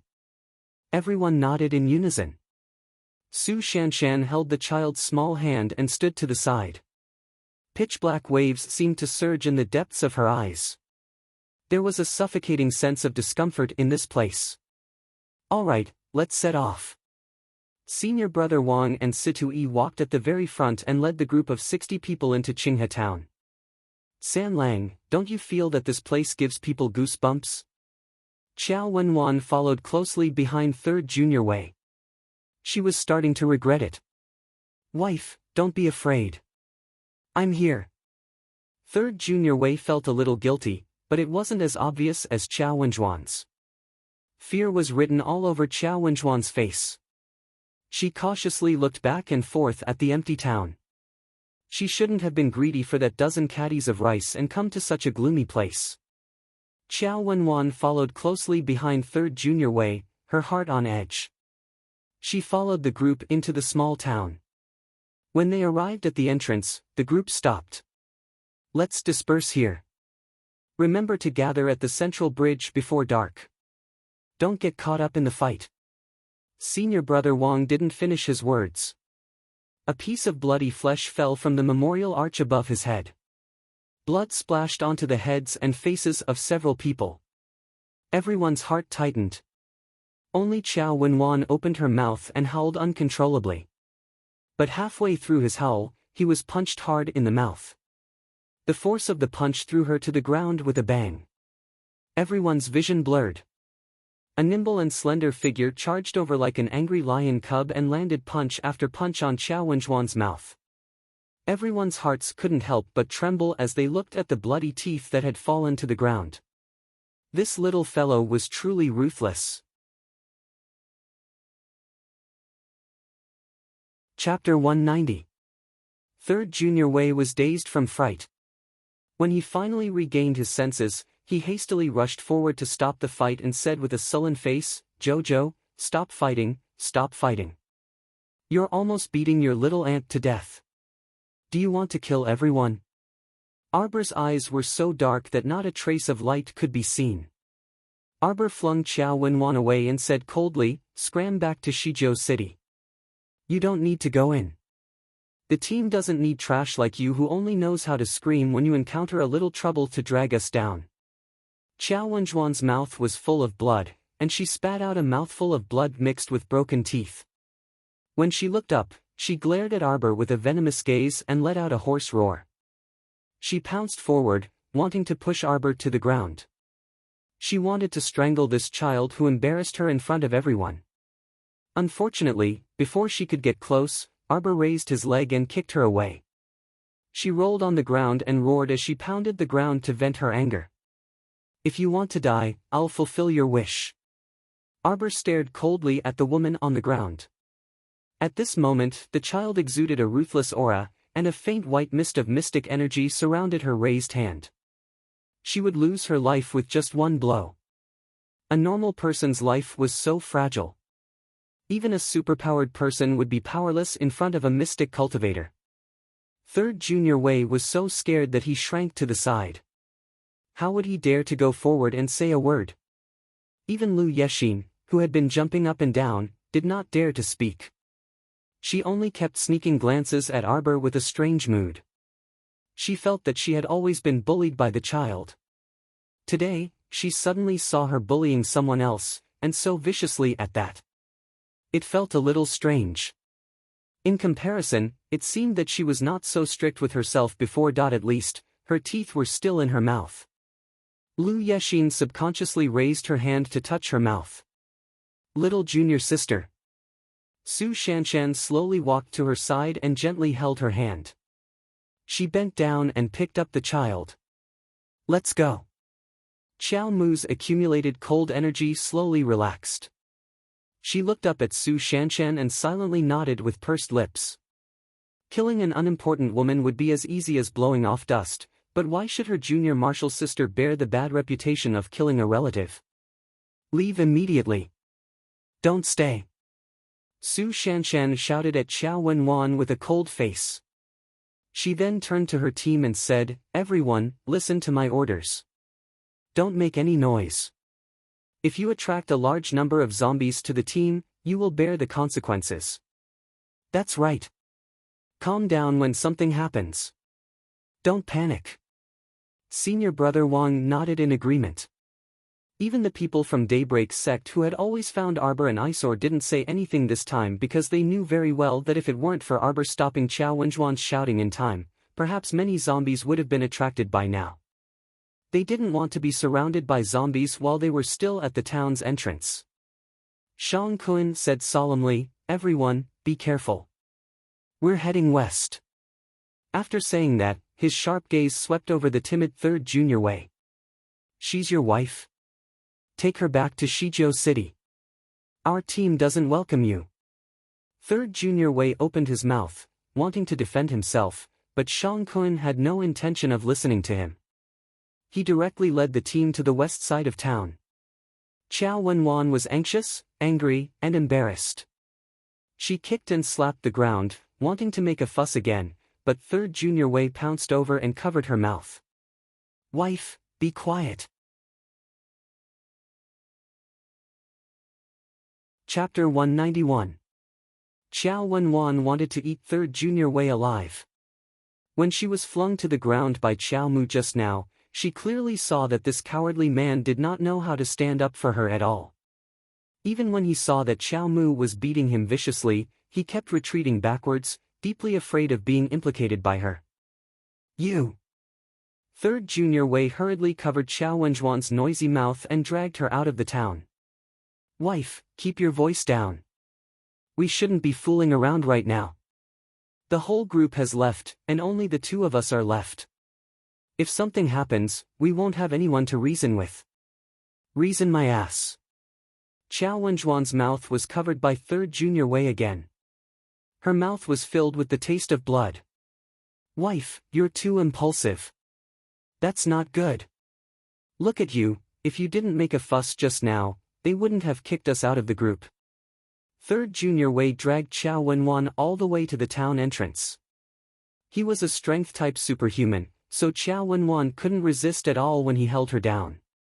When the two of them reached the town entrance, Qiao Wenwan suddenly cried out and tried to pry the man's arm away.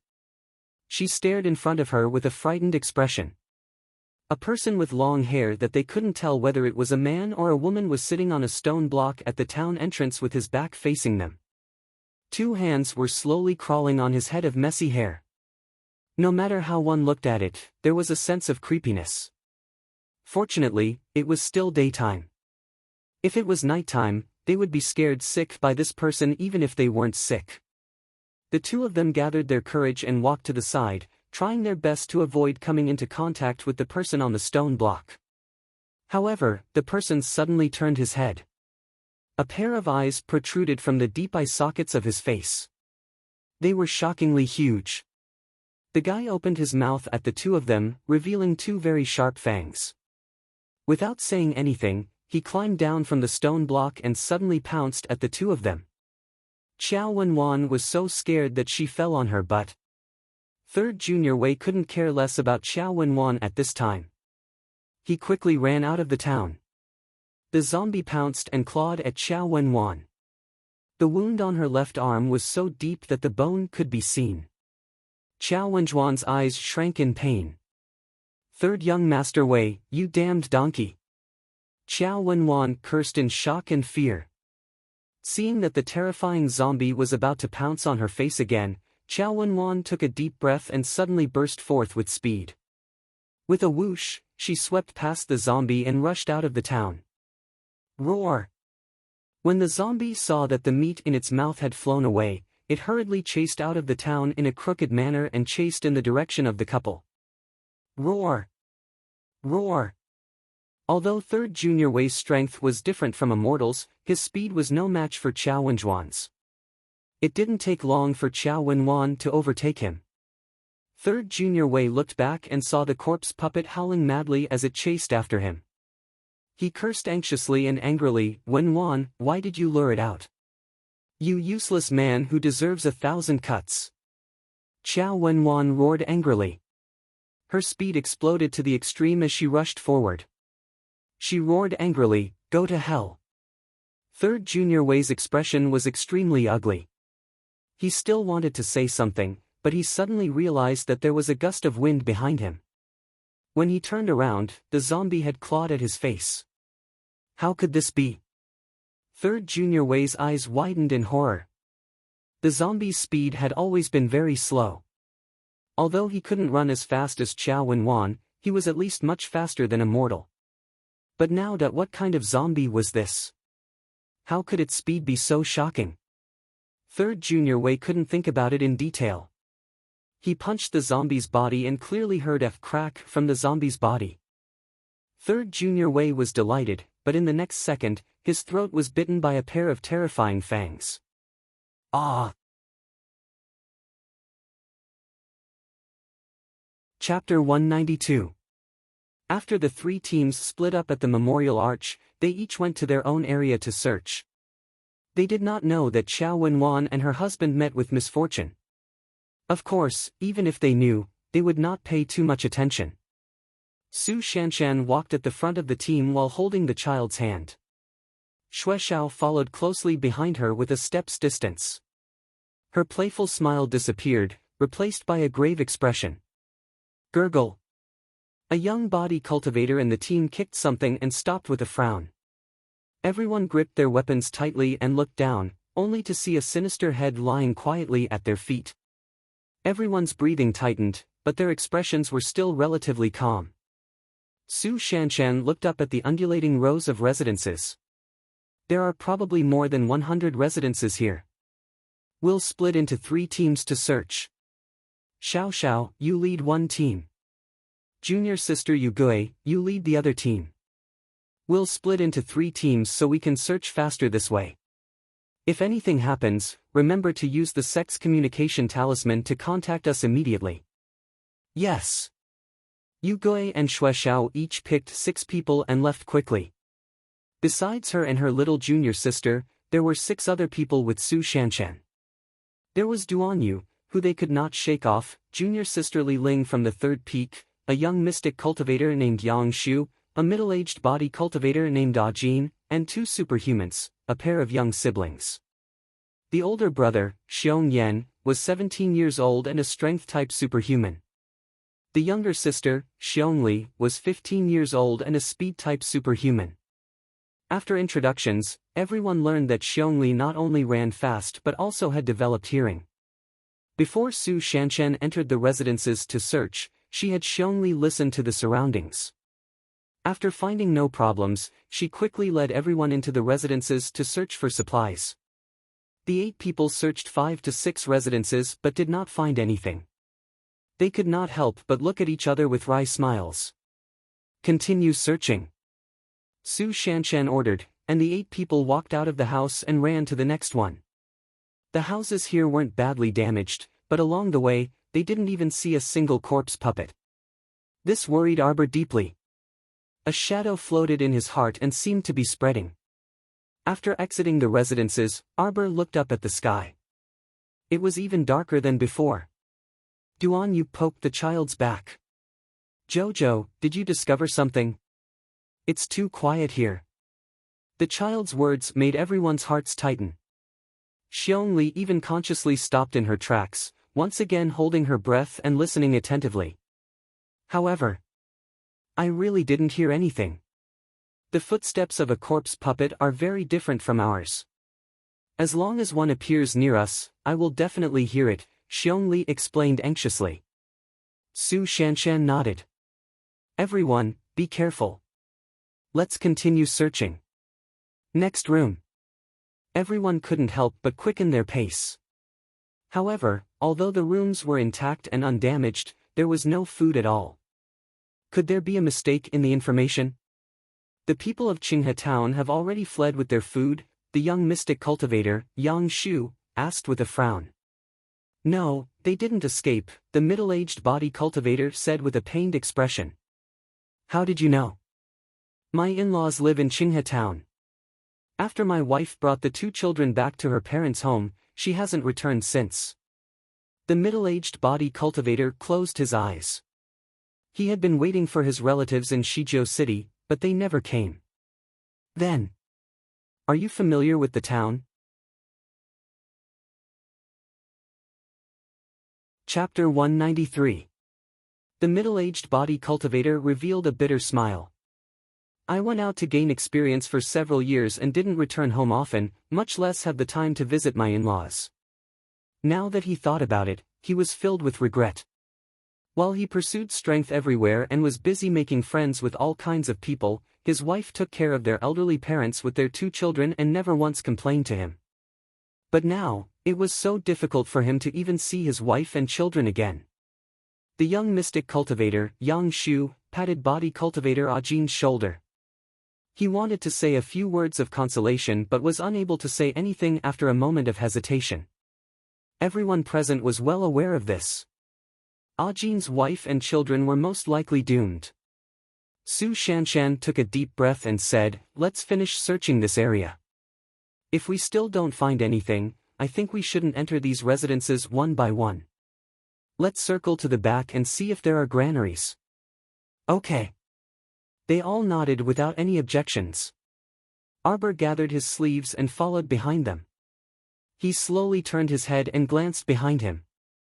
There seemed to be some kind of unease hidden under the peaceful residence district.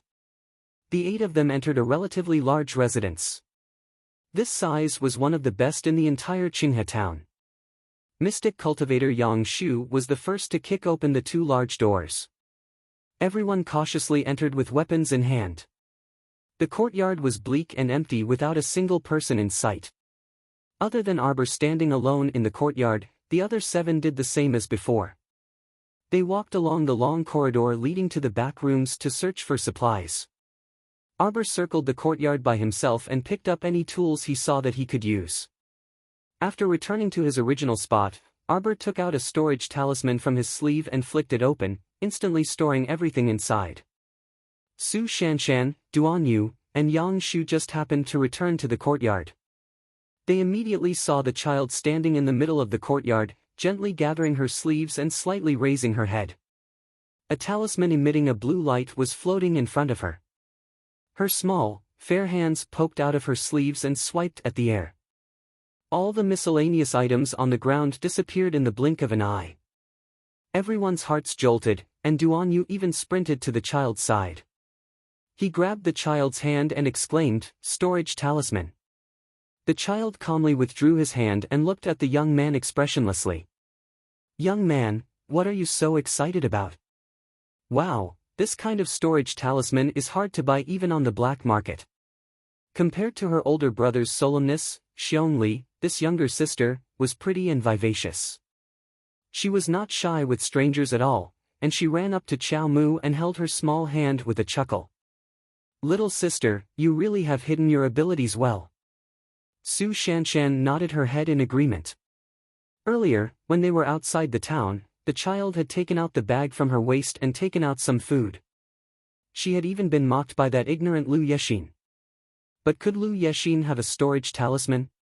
Perhaps even her father, who was the vice hall master of Tiandao sect, wouldn't be able to get a precious storage talisman from the black market.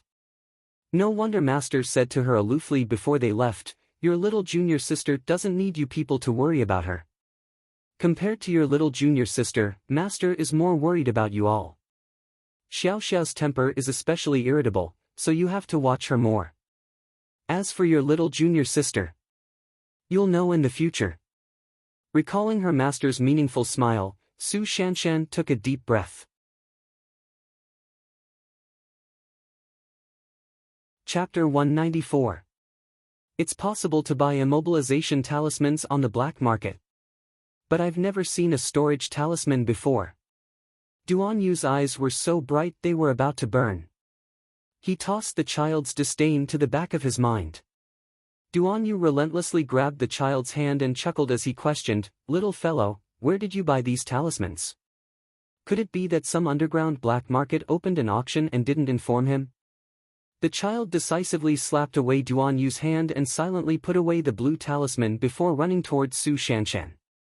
"Duan Yu, my heart hurts. I have such a handsome face that angers the heavens, but why am I so unpopular with this child? Eldest senior sister, let's go." Arbor suddenly paused and pulled Su Shanshan over, a cold glint flashing through his narrowed eyes. The blue talisman jumped out again, and a pitch-black repeating crossbow instantly appeared in her hand. Whoosh! Whoosh! Whoosh! 3 iron arrows shot out like shooting stars. Hoarse screeches came from the sky, and 3 black lumps fell down. They were accompanied by pieces of rotten flesh that softly clattered to the ground. The 7 people instantly gathered around Arbor and looked up in shock. The originally pitch-black sky was now tainted by a large flock of pitch-black crows, turning it completely black. They were like a black iron plate hanging in the sky as they rapidly moved toward the residential area on the east side. Arbor's heart skipped a beat, and he clenched his fists tightly. 3rd-level mutated zombie crows. Why did these things appear in Qinghe Town? The mutation speed was so fast in this life. Mutated zombie crows appeared in less than half a month. What more terrifying things would happen in the future? Or could it be that these mutated zombie crows also appeared in her previous life, so almost all the people from the 3 sects were trapped in Qinghe Town and never returned? In reality, there was no time for her to think about it. Although these mutated zombie crows were not difficult to deal with, there were too many of them. Once they surrounded them, they would probably be wiped out. Moreover, she finally figured it out. Why was this place so quiet? It was likely that the corpses had been eaten by the crows before they mutated, which accelerated the mutation of the corpse crows. It made the entire Qinghe Town look empty without a single zombie to be found. Junior sister Li Ling quickly released the sex message talisman and asked everyone to gather at the town's memorial archway, Su Shanshan said calmly. Li Ling immediately took out the sex message talisman from his inner world and hastily wrote 2 lines of words. Then, he threw it into the sky with a whoosh and watched as it turned into specks of stars and dissipated. "It's too late, grand senior sister." Arbor's black eyes narrowed. He quickly took out 7 or 8 talismans from his sleeves and threw them at everyone. "Run!" Arbor took the lead and ran towards the back of the residential area. At this moment, Su Shanshan also realized that it was unrealistic for everyone to run back to the entrance of the town. The sky in front of them was completely blocked by the mutated cadaveric crows. They flapped their wings that were full of rotten flesh, and as they flapped, smelly lumps of flesh fell from above. The place where Arbor escaped to was an opening. Su Shanshan shouted, "Come over here. Follow little junior sister." Xiong Li displayed her innate speed and grabbed her brother Xiong Yen, who was running at the very back. With a few jumps, she followed behind Arbor. Soon, the sound of flapping wings came from behind them. The mutated cadaveric crows had caught up. A 3-story residence appeared in front of them. The Qingfeng Academy plaque at the entrance was already broken and lying on the ground. Chapter 195. Everyone rushed into the classroom in 2s and 3s. Because of the speed talisman, everyone was able to display extraordinary speed. Eldest senior sister. Eldest senior sister, little junior sister. Several pleasantly surprised shouts came from the side entrance. Su Shanshan looked up and saw that Shui Zhao's and Yu Gui's teams had arrived. She was overjoyed and quickly waved at them. "Quick, let's go in first." The 3 teams converged, and everyone dashed into the academy. They quickly turned around and closed the wooden doors and windows in time. Immediately, they heard a series of flapping sounds as a dozen or so mutated cadaveric crows swooped down from the sky and slammed into the doors and windows. Everyone's hearts clenched tightly as they followed the swaying of the doors and windows. "Quick! Move those stools and tables over here." At Su Shanshan's command, many people immediately rushed over and dragged over all the tables and chairs in the academy. They stacked them one by one in front of the doors and windows. Through the crack in the window lattice, Arbor coldly looked at the dense flock of cadaveric crows in the sky and frowned. These senseless things were actually so well-mannered that they didn't immediately rush down to attack them. Other than the dozen that attacked earlier, the rest of the flock of cadaveric crows that blotted out the sky only circled the academy and did not move closer.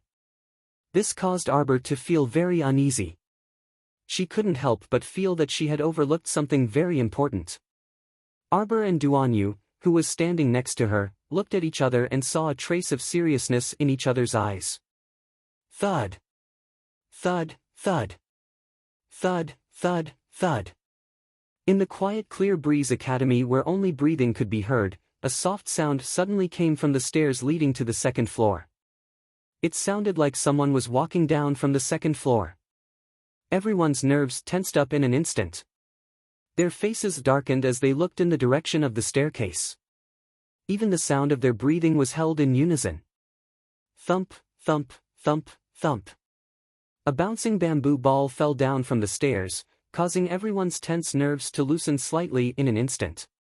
They only felt that their hearts were about to jump out of their throats, but all of a sudden, they only saw an insignificant bamboo ball. "Be careful." Xiaomu suddenly raised her crossbow and struck a zombie that was about to pounce onto her teammate, causing it to fall to the ground.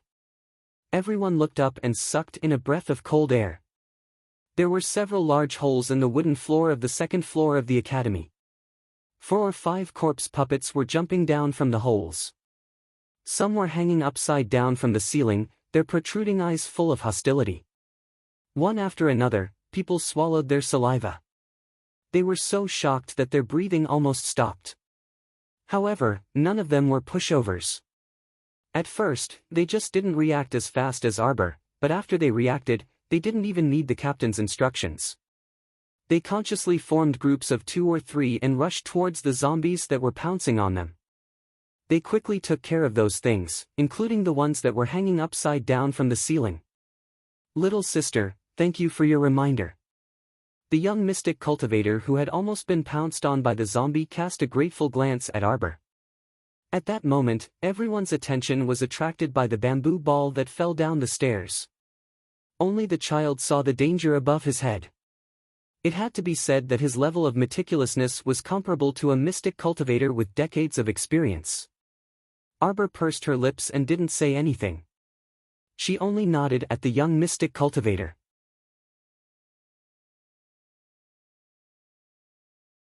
Chapter 196. Su Shanshan looked up at the dilapidated ceiling above her head. Should we go up? Let's go up and take a look. They nodded hesitantly. When everyone walked up the stairs, only the middle-aged body cultivator, Jin, stood there and stared motionlessly at the bamboo ball on the ground. This was the bamboo ball he personally made for the two children before he left home last time. Children. Jin looked up at the broken ceiling with excitement in his eyes. Jin, what are you doing? Su Shanshan turned around and looked at the middle-aged body cultivator with a frown. He still had time to daydream at a time like this? Did he have a death wish? Jin returned to his senses and suddenly bent down to pick up the bamboo ball. He took the lead and dashed upstairs with loud footsteps. Jin. The young mystic cultivator, Yang Shu, looked at the middle-aged body cultivator in astonishment. This Jin didn't speak much the entire way up, but he was very cooperative with the team. He had never lost his composure like this and ran off alone without a word. Go up, Arbor ordered coldly. What happened to him? Shueshao turned to Su Shanshan and spoke quickly, eldest senior sister, we wanted to rush to the town entrance after receiving your message, but it was too late. It's the same for us, and we sacrificed a teammate on the way here, senior sister Yugui said grimly. Senior sister Yugui, this has nothing to do with you. It was that superhuman who disregarded your orders and ran away recklessly that killed him.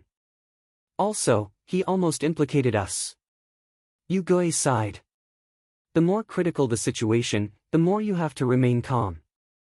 That body cultivator brother didn't listen to senior sister Su and ran up alone. I'm afraid. Su Shanshan also frowned, her expression unsightly. Let's go up. Pay attention to your feet and be careful. Don't push and shove in a panic. Then, Su Shanshan solemnly handed her little junior sister to Duan Yu and turned to Shueshao. Junior sister, let's lead the way. Yes. Shueshao nodded and walked up to stand next to Su Shanshan. The two of them led the team upstairs. The wooden floor was severely damaged, and from time to time, a slight cracking sound could be heard. Creak, creak. The sounds under their feet made everyone tense and inexplicably depressed. Suddenly, an old face appeared at the top of the stairs. Su Shanshan's reaction was extremely fast as a streak of profound energy rushed over. The profound energy landed on the handrail of the staircase, splitting a large piece of the wooden handrail in half, and it fell down the stairs with a crash. Su Shanshan and Shueshao were the first to quickly ascend the stairs. Xiong Yan and his sister followed closely behind them, while Duan Yu walked in the middle of the crowd with the child in tow. After the group of people had all gone upstairs, they very vigilantly spread out to both sides, paying attention to the dark environment around them. The floor was very dark, and there should be a lobby in the middle. The wooden doors of the 2 rows of rooms on both sides were tightly shut. The middle-aged body cultivator, Jin Jingheng, stood in front of Su Shanshan and Shueshao and said anxiously, Don't do anything, everyone.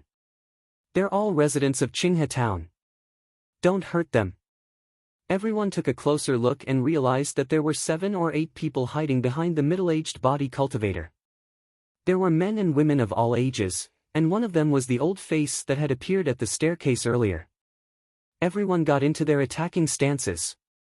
Their faces were tense, and there was no smile on their faces. They are zombies?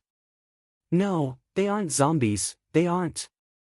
Jin Jinheng's hands tightly hugged 2 9- and 10-year-old children as he looked earnestly at Su Shanshan. Chapter 197. In the darkness, the two sides confronted each other. The second floor was completely silent. Su Shanshan frowned as she looked at the children in Jin's arms.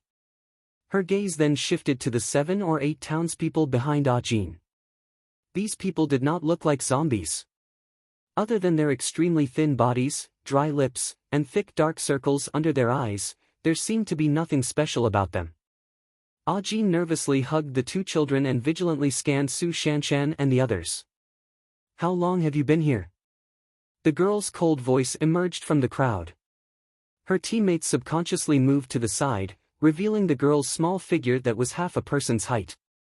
When such a small figure stood in the crowd and coldly questioned them, the air was so oppressive that it was almost suffocating.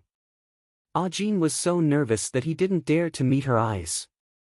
Qinghe Town and our village had a zombie outbreak on the same day. If my guess is correct, these people probably ran into Qingfeng Academy to hide for more than 10 days. The soft childish voice carried an eerie chill. You are all normal people. I really want to know how they managed to survive these 10 days with no food and water. Following her words, Su Shanshan and the others tensed up again.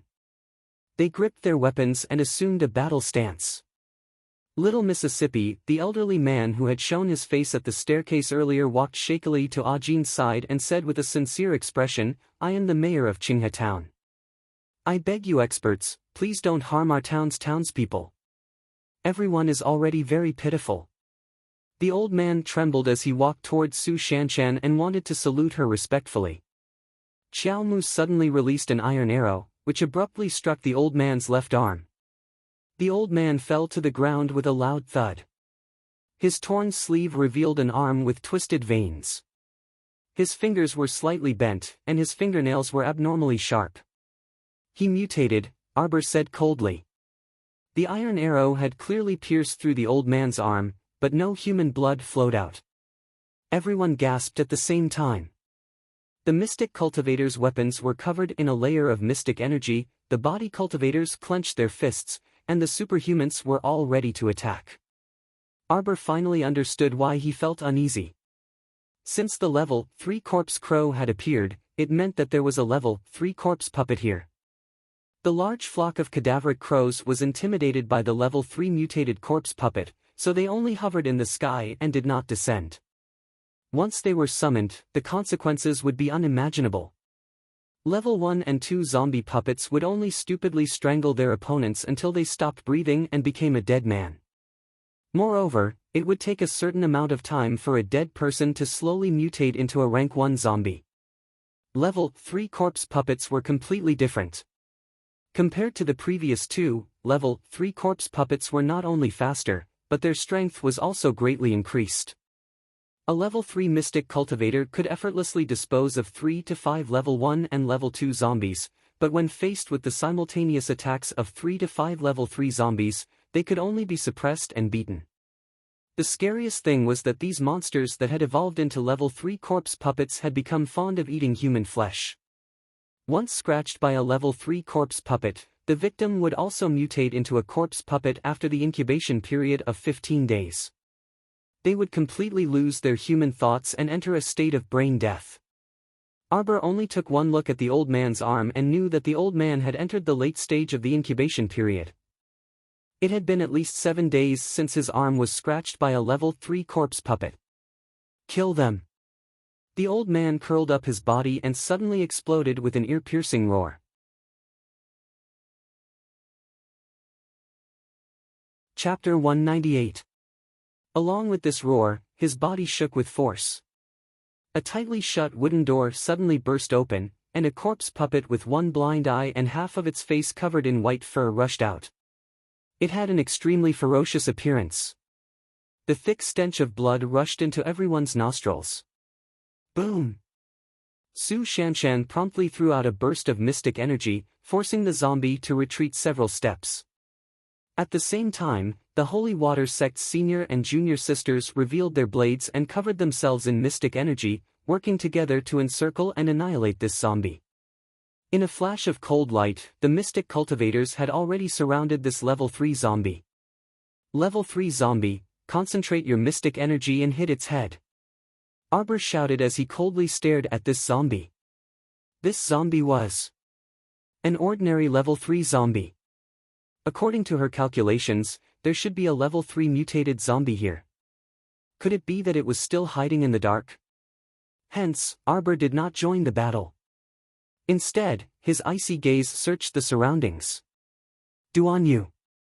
I'm here. Duanyu grabbed the child's hand. Make this place brighter. No problem. The youth finally had a use for his skills. He happily took out a small bead from his pocket and lightly flicked it with his finger. Swoosh! That object flew into the air, illuminating the entire second floor. He thought he would receive the child's praise, so he turned to look at her with a beaming face. Unexpectedly, he received an irritated eye roll. Duan Yu. Are you the beads of an abacus? He plucked and moved. As teammates, shouldn't they have taken out illumination pearls to illuminate this place? Duan Yu was speechless. No, this illumination pearl is very high class, okay. The area it illuminated could support the entire floor, and it was very convenient to carry around. It was 1/5 smaller than a normal luminous pearl, but it was much brighter. Only the concealed weapons patrician family, the Duan clan, had this kind of illumination pearl. 2 years ago, when he left the Duan clan in a rage, he plundered many good things, including the map of the Hulun Mountains Peach Garden Mystic Realm. However, in the end, that mystic realm benefited this little girl instead. Just thinking about it made him angry. Do you still have the core ravaging thunder you used to blow up the mountain last time? Take out those too. If the corpse crows rush down later, blow it up. The little girl said ferociously. Duan Yu looked at her very helplessly and aggrievedly. But the core ravaging thunder is very difficult to create. Ever since we parted ways at Hulun Mountain, I have only made one. If I use it now. Use it. The little girl patted the young man's waist. Actually, she wanted to pat his back, but she was too short. Two. But I only have one. The little girl glared fiercely at the young man in front of her. In less than 3 seconds, the young man was defeated. He pouted and said, 2 by 2 then. I'll give it all to you. After taking the 2 core ravaging thunders from the miserable young man and putting them in his pocket, the little fellow turned his head to look at the corpse puppet that was roaring with all its might in the encirclement. That zombie was basically under the control of the mystic cultivators. Although he was a level 3 zombie, he couldn't do anything when he fought alone and encountered a team led by Su Shanshan, a level 7 mystic cultivator. No matter how ferocious he was, Su Shanshan's 2 bursts of mystic energy was enough to make this zombie collapse. Everyone followed the little girl's instructions and slashed at the zombie's head with their mystic energy-imbued weapons. The old man lying on the ground revealed a bone-deep hatred in his eyes. He pounded the ground and bellowed, "You bunch of brats, you think you can subdue it like this?" Bang bang bang. The wooden doors of several surrounding rooms cracked open at the same time, and groups of zombies staggered out. They looked around in a daze before suddenly pouncing at Su Shanshan and the others.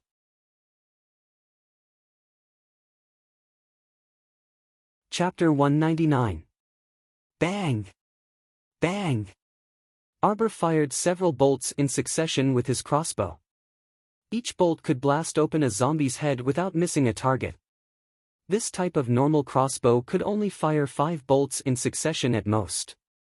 Thus, after Arbor killed 5 zombies, he did not install more bolts in the crossbow. Instead, he put away the crossbow and swung his fists. Mystic energy erupted, and beams of white light shot toward the zombies' heads that surrounded him, attacking them indiscriminately. In the chaotic battle, the 7 or 8 Qinghe town townsfolk held their heads and dodged to the side in horror. One of them was hit by the mystic energy ejected by the mystic cultivator and fell to the ground with a wail. Ajin hugged the 2 children and hurriedly shouted at the crowd, "Stop! Listen to me, all of you stop!" The young mystic cultivator, Yang Shu, paused in his attack and was almost caught by a zombie that pounced out from the side. A mystic light suddenly exploded on the zombie's hands. Following that, a black ferrule floated into the air and swung at the zombie's head, causing it to explode. The ferrule returned to Arbor's hand after a smooth black ink. Yang Shu was startled, then hastily turned his head and nodded gratefully at Arbor. Thank you." Arbor coldly swept his gaze over Yang Shu and Ajin. He harshly rebuked in his soft childish voice, "Soft-hearted. They've all been infected and have entered the incubation period. In essence, they're no longer your kind. Being merciful will only cause your own deaths. Don't blame me for not reminding you. Once these people complete the incubation period and completely mutate into zombies, they'll become level 2 zombies or higher. Yang Shu lowered his head in shame. He was actually not as decisive as a little girl. He had truly been foolish for so many years. Kill them all. Arbor coldly threw down this sentence and ignored Ah Jin and the others. He turned and flew to eldest senior sister Su Shanshan's side to help deal with the several dozen zombies that surged out of the side room. How could you? How could you be so cruel? Ah Jin's expression instantly changed as he hugged the two children. Could it be that the child meant to kill everyone present? But they were just some innocent townspeople of Qinghe Town. There were actually 40 to 50 zombies hidden in the rooms on the second floor. However, most of them were only level 1 zombies, and they were facing a group of mystic cultivators and body cultivators. Within a few minutes, Arbor's group disposed of all the zombies. As soon as he turned around, the old mayor of Qinghe Town abruptly jumped up from the ground and opened his mouth to howl. His old body swayed as he raised his hand to grab Arbor. The mouth was wide open beyond the scope of a normal human being, and a distorted old face was infinitely enlarged in front of Arbor. Bang! The child stretched out his leg and kicked the old man in the stomach. Even the surrounding companions felt their hearts skip a beat. They felt that this kick should be very painful on the old man's body. The old man curled up his body and twitched on the ground for a while. He struggled to stand up. Arbor didn't wait for him to get up and smacked him on the head with his ferrule. With a soft pop, the old man's head exploded like a smashed watermelon. The townspeople of Qinghe Town trembled as they looked at the little devil in front of them. Everyone huddled together with fear on their faces. Disperse! Search all the rooms on the second floor, Su Shanshan ordered with a cold expression. Pay attention to the situation. Don't let these zombies touch you.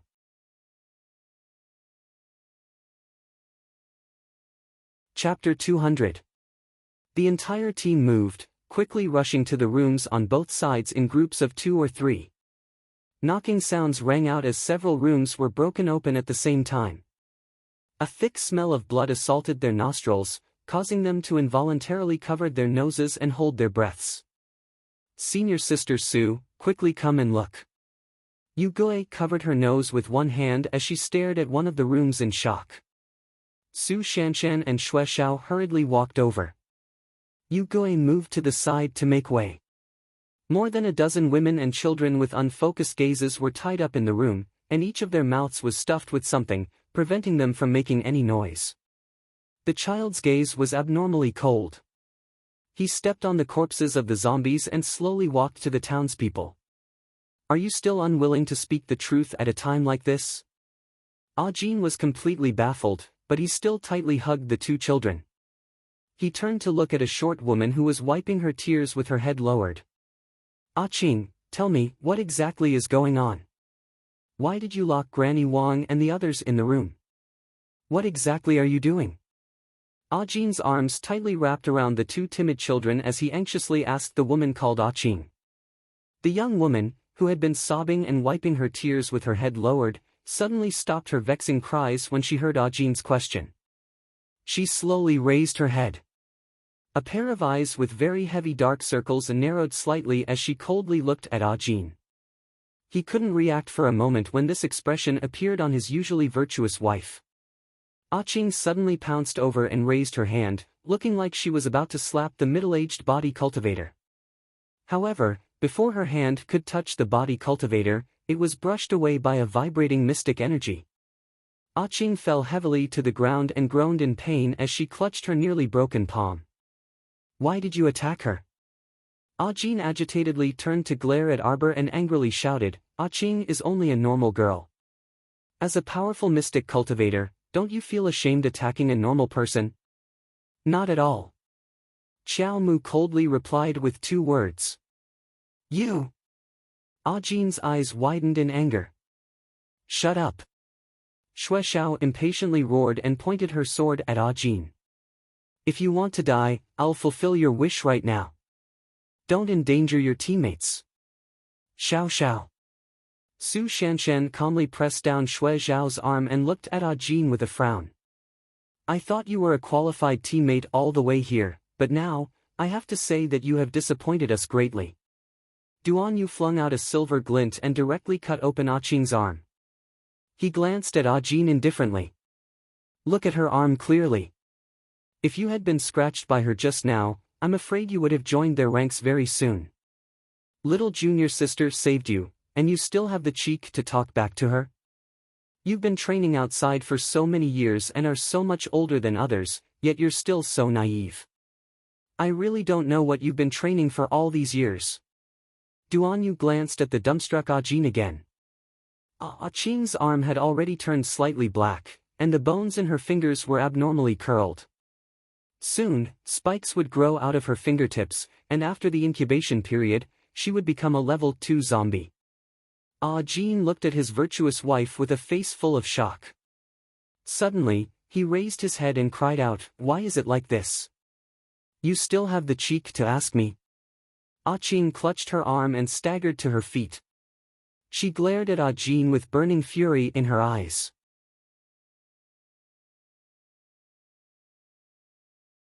Chapter 201. When the children and I were in danger, where were you? When the children and I were on the brink of death, where were you? When the children and I were short of food and rice, and had nothing, and were about to starve to death, where were you? The 3 consecutive heavy questions made Ah Jin dizzy and his face pale. He hugged the 2 children's shoulders tightly, trembling all over as he looked at his wife who questioned him with tears and blood. You still have the face to question me? The young woman finally stood up, pounding her chest hard as she shouted herself hoarse, "If I hadn't sought refuge with the mayor. If I hadn't racked my brains and struggled at death's door to survive with the children. Do you think that after more than 10 days, would you still be able to see me and the children?" Ah Jin knelt on the ground powerlessly with a thud. A grown man actually cried on the spot with tears streaming down his face. "We're just ordinary people." The young woman approached Arbor and the others step by step, shouting with all her might, "We just want to try our best to survive." Survive. Is it wrong to do this too? The second floor of the Qingfeng Academy was dead silent. Everyone slowly fell silent under the woman's questioning voice, and for a moment, they were actually speechless. The young woman sobbed, her voice trembling as she said, "We're not like the lords who have the ability to protect themselves and have supreme power. You were able to survive in such a terrible world. How would you know how fragile the lives of ordinary people are? There's indeed nothing wrong with wanting to fight for your life." Su Shanshan nodded lightly. "However, in order to fight for your life, you turn a blind eye to the lives of your companions and raise your companions as food for the level 3 zombie. This kind of inhumane method really can't be accepted by others." Arbor raised his head slightly, and a faint smile flashed through his eyes as he looked deeply at Su Shanshan across the crowd. Eldest senior sister was extraordinarily intelligent. As expected, she saw the problem with a glance. Ah Jin suddenly covered her face and cried bitterly. Ah Jin cried as he pounded the ground and looked up at his wife. "Is what she said true? Is it? Where are your father-in-law and mother-in-law? Did you also give your father-in-law and mother-in-law to the zombie as food?" Ah Qing suddenly cried and knelt down, her tears soaking her clothes. She couldn't help but shake her head and say, "I didn't want to. I didn't want to either." Su Shanshan's cold eyes stared fixedly at Ah Qing, who was crying on the ground. She said softly and firmly, "For the sake of our lives, we can choose to lose our dignity. But at the very least, as humans, the bottom line that we must uphold is something that we absolutely cannot lose." In front of Ah Qing's eyes, the scene of her parents crying silently flashed past. In front of her eyes, the lively and cute children of her brothers and sisters flashed past. For the sake of survival, she had already completely abandoned her own nature, and had already completely abandoned these close relatives of hers. Ah Qing sobbed and murmured, I'm sorry. There was no turning back now. After the zombie tide broke out in the town, we were forced to move here. Ah Ching silently shed tears and said softly, but soon, some of us died of illness, and the nightmare began. After the mayor's son and daughter-in-law died, they both mutated. It's this level 3 zombie that you're talking about. He's the mayor's son. The mayor said that he had a way to control this pair of powerful zombies, but he requested that we provide one of the townspeople as food every day.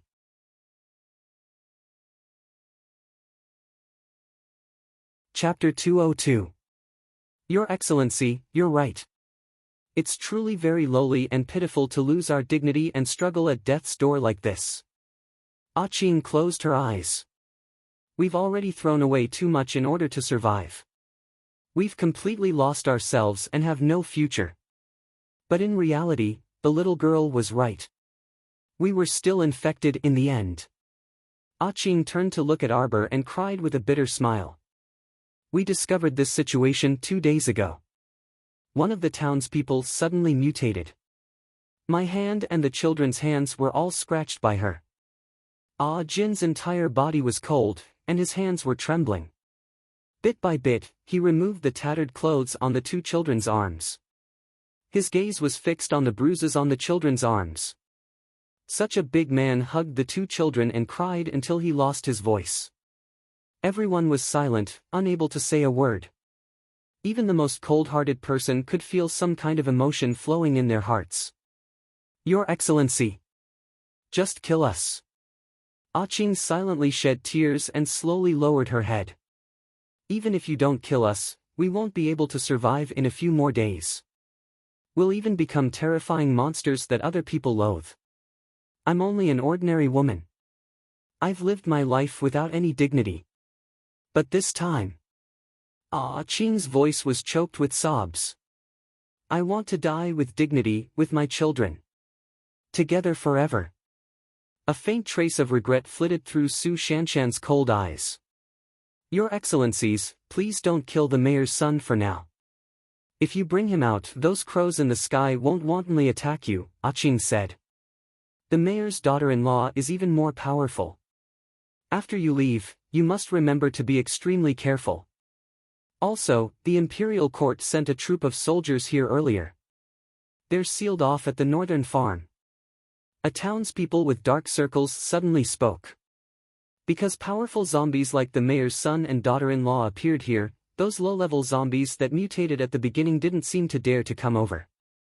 However, they're gathered at the farm. If possible, I hope that your Excellencies can save even more people. Don't let them become as miserable as us.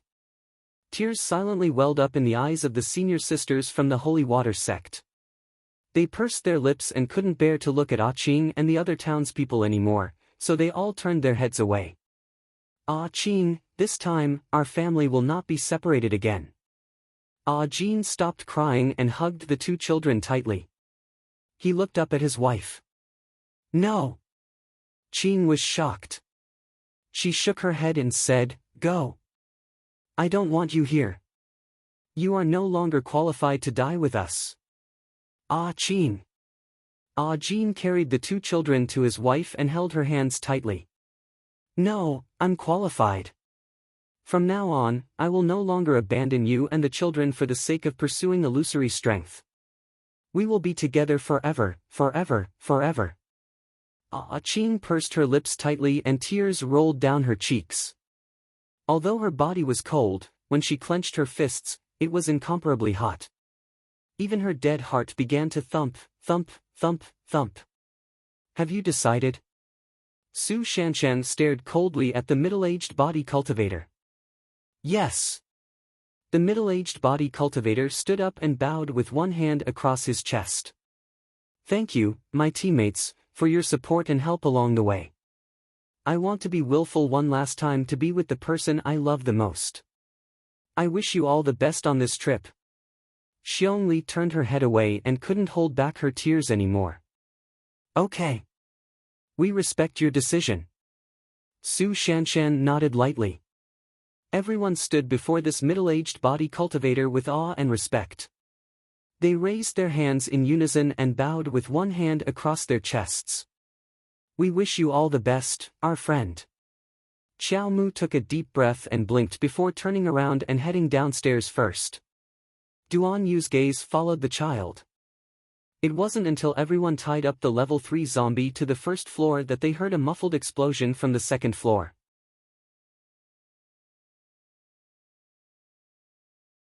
Chapter 203. Watching his teammates go to their deaths with smiles on their faces as they reunited with their families, he felt very uncomfortable in his heart. Arbor reflexively clenched her small fists and raised her head slightly. She felt like she was standing alone on the edge of a cliff. Her vision was blurry in the boundless darkness, and she couldn't hear or see anything. Suddenly, a pair of gentle hands picked her up and gently patted her back. Arbor smelled a familiar scent and laid her small head on Su Shanshan's shoulder. Her muffled voice came from her shoulder. "Eldest senior sister. Don't be afraid. Eldest senior sister will protect you." The child's heart skipped a beat and she didn't move away from Su Shanshan's shoulder for a long time. Only Su Shanshan felt a drop of iciness rolling down her neck. The child softly murmured, "Eldest senior sister, if only I had met you earlier." If she had met eldest senior sister in her previous life, no matter what happened in the end, she wouldn't have had to fight to the death for her dignity and honor. Su Shanshan's heart tightened. For some reason, she felt that when the child softly murmured those words, her heart seemed to be filled with sorrow. "You won't be alone."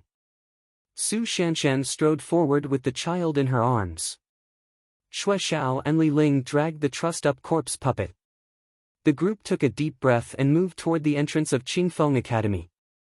After everyone moved away the tables and chairs blocking the entrance, Xue Xiao and Li Ling dragged the level 3 corpse puppet to the front of the group. Although Qing said that with this level 3 corpse puppet in hand, the flock of corpse crows in the sky would be more cautious, everyone's hearts were still hanging by a thread.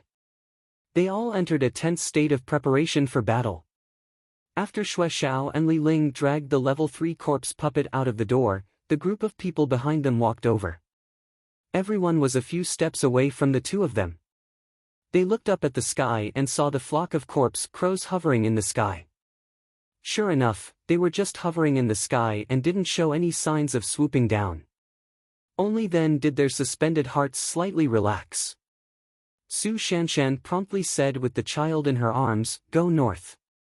The group from Heavenly Dao's sect went north, but according to the townsfolk of Qinghe Town, a large number of corpse puppets had gathered there. There were even troops sent by the imperial court that were trapped there. "I hope things aren't that bad." The child held the 2 core ravaging thunders in her pocket. She didn't want to use these 2 hidden weapons that could blow up half a mountain unless it was absolutely necessary. Although the core ravage thunder was powerful, its sound was also abnormally terrifying. Such a sound would gather a large number of zombies. Even the zombies outside Qinghe Town within a 50-kilometer radius would be attracted. The group ran towards the north of Qinghe Town.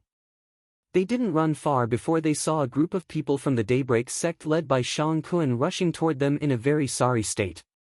When the 2 teams met, Shang Kun rushed towards Xue Xiao and Li Ling and shouted anxiously, "Run!" A large flock of black corpse crows was coming from that direction. 3 of our teammates are trapped inside and haven't made it out. "Captain, look!" A member of Shang Kun's team pointed at the flock of corpse crows circling above Xue Xiao and the others. The heavens really wanted them dead. The flock of corpse crows that Xue Xiao and the others brought over was at least 10 times more than the ones they encountered. Wait, under the siege of so many corpse crows, how did Xue Xiao's team come here unscathed?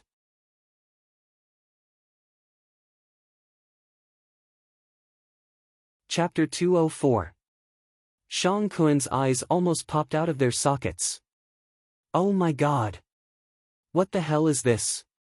Xue Xiao and the others are so capable." With such a large flock of corpse crows behind them, they didn't even bat an eyelid. They even had the leisure to wave and greet them. "Senior brother Shang, you're here too. Just in time, let's not go to the central bridge. Come with us to the north to find the people from Tiandao sect." "Who's just in time with you?" Shang Kun really wanted to curse. Are these women crazy? They clearly know that there are so many corpse crows circling the sky, yet they can still maintain their composure. Xiong Yan, Xiong Li, are you okay? A young man in Xiong Kuan's team quickly walked out and ran to the two. We're fine, Brother Guran. Let's not waste any more time. Let's go north together. Xiong Li nodded. We sacrificed 3 of our brothers. Xiong Kuan wiped his sweat. Originally, their team only had 18 people because they chased away Qiao Wenwan and her husband. Now, the team only had 15 people left. We're also missing 2 teammates. Xue Xiao didn't say anything more to Xiong Kuan. She dragged the level 3 corpse puppet that was tied up like a dumpling and quickly headed north. Only then did Xiong Kuan and the others realize that this group of fierce girls actually kidnapped a ferocious-looking corpse puppet. They even crazily stuffed the corpse puppet's mouth with a lump of mud so that it couldn't roar. It could only stare with a distorted face. Is this something that girls can do? Xiong Kuan shuddered for no reason, exchanging glances with his fellow disciples. Let's go. Xue Xiao and Li Ling dragged the corpse puppet and continued to run forward. The group immediately followed their footsteps, walking side by side. Second senior brother, let's follow them. Look, those corpse crows in the sky don't seem to have any intention of attacking them. Xiong Kuan felt that the girls were a bit unreliable. However, if they turned around and left now, the large flock of corpse crows would definitely chase after them and bite them. They almost couldn't handle 1/10 of the corpse crows before. Could they handle it now? The answer was naturally no. Xiong Kuan immediately led the team and followed behind. The group of more than 30 people rushed towards the northern farm. What came into view was a large brownish-yellow field. There were traces of planting on the ground, but most of the crops had withered. The remaining edible plants had probably been picked clean by the townspeople when the chaos began. The farm was right behind the field, but halfway through, they saw 2 severed limbs. Looks like they were attacked as well. The group did not stop. They continued to run forward until they reached the entrance of the farm. Then, they drew in a breath of cold air. There were at least 200 to 300 level 2 zombies blocking the main entrance. They were all swaying and banging against the door and walls, looking extremely stiff. The farm was surrounded by a large wall. The main entrance was a wooden fence. At this moment, there were at least 30 to 50 zombies blocking the entrance of the wooden fence. They were all foolishly ramming themselves against the fence that was on the verge of collapse while letting out loud roars. Situ Yi and the rest carried a lot of logs over and piled them at the entrance. The group of people hid behind the logs and released their profound energy at the zombie horde. However, this wouldn't last for long. Mystic Cultivator's profound energy was not inexhaustible. A genius young mystic cultivator like Situ Yi could continuously release profound energy for no more than an hour. Once profound energy was completely exhausted, it was a very troublesome matter. Its recovery would become abnormally slow.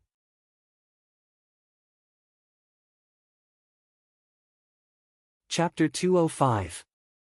A blue storage talisman floated in front of Arbor. Previously, she had stored half of her bows and arrows in this blue talisman to deal with unexpected situations like this. After all, it was very difficult for the Heart of Paradise to be exposed in front of everyone. However, talismans were different. Even if people knew that she was a talisman practitioner, it didn't matter. Moreover, at her age, very few people would link the creation of these talismans to her. 15 bows and arrows, along with a pile of arrowheads, poured out of the talisman and poured out in front of everyone. Storage talismans. Xiong Kuan and the others dazedly looked at the little girl with slight astonishment. Those skilled in archery, take a bow and follow me. Arbor took a bow and waved at everyone. Don't waste mystic energy. Pay attention to preserving your strength. Excellent. Xue Xiao picked up a bow with one hand and hugged a large pile of arrowheads. She chuckled. I'll broaden your horizons and let you see how great this lady's equestrian archery is. Count me in. Me. Among the 15 people, there were both body cultivators and mystic cultivators. They picked up their bows and followed Arbor's small figure. Those level 2 zombies circled around the high wall and foolishly gathered together. Naturally, there wouldn't be dozens of them gathered in every place. Arbor deliberately led everyone to a place with fewer zombies and randomly picked a place where only a dozen or so zombies were gathered. Everyone knocked their arrows. Without needing Arbor to say anything, the arrowheads uniformly shot towards the zombies' heads. As a man, Shangkuan naturally felt embarrassed to hide behind a group of little girls, so he naturally took a bow and shot. Unfortunately, his technique was poor, so the first arrow missed and stuck into the wall. This angered the targeted zombie, which turned its head and wobbled toward him with bared fangs and brandished claws. Whoosh! The child's arrow exploded that zombie's head. Shangkuan's arm trembled slightly. When he turned to look, he saw the child, who wasn't even half his height, using her strength alone to draw a bow that was the size of her body. Her eyes were covered in a layer of deep ice, and no trace of a smile could be seen. Were all children this terrifying these days? Let's go! Arbor was the first to jump off the embankment and dashed towards the wall at an extremely fast speed. As he ran, he smoothly released 2 arrows in a row, directly shooting the 2 corpse hags that were swaying toward him, causing them to fall backwards. The group of senior sisters from the Holy Water sect rapidly followed behind her, and they couldn't help but praise her in their hearts when they saw this.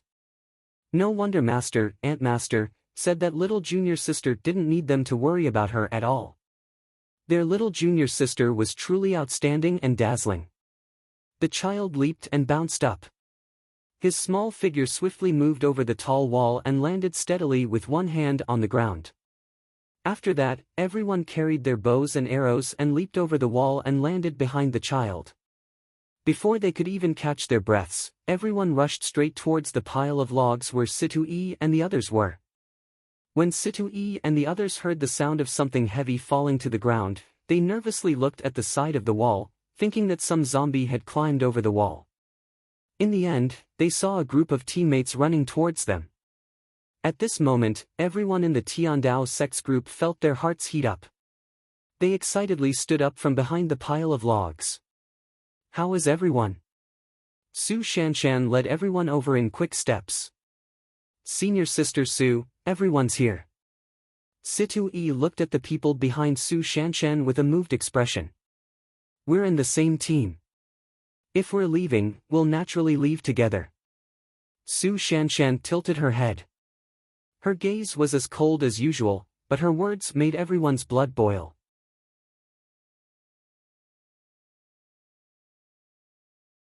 Chapter 206.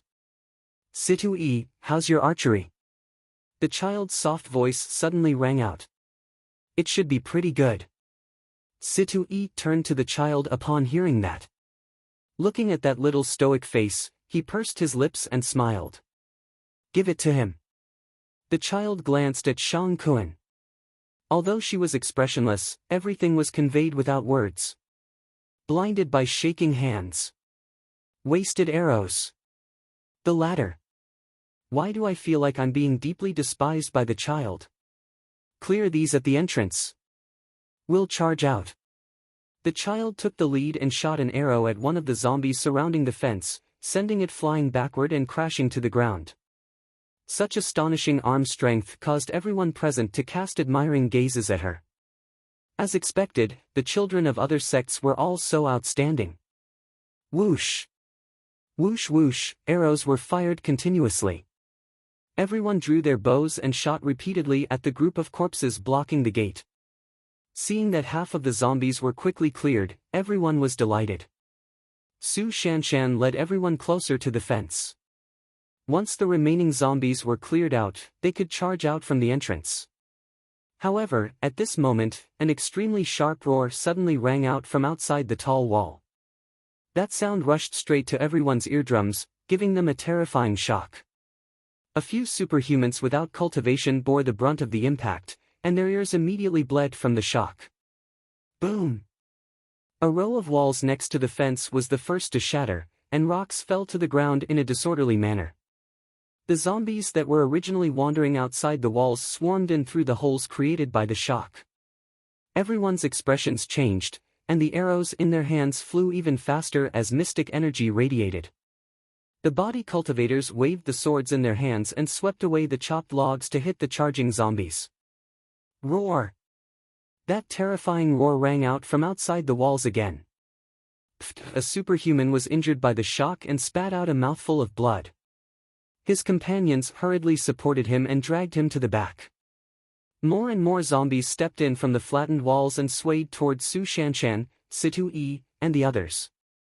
The most terrifying thing was that the black zombie crows that were originally merely circling in the sky seemed to be summoned and slowly gathered together, about to launch an all-out attack. It's a level 3 mutated zombie. It's that mayor's daughter-in-law. Quick, let's go. Let's go inside. Senior brother Wang beckoned everyone to run into the greenhouse. This wooden shed was built with round logs, so it didn't have much resistance on its own. However, it could at least provide some shelter. It was better than being exposed to the open air. When the last person rushed into the large shed, he saw that the outside was covered in black clouds and countless corpse crows were circling in the air. Everyone, pay attention.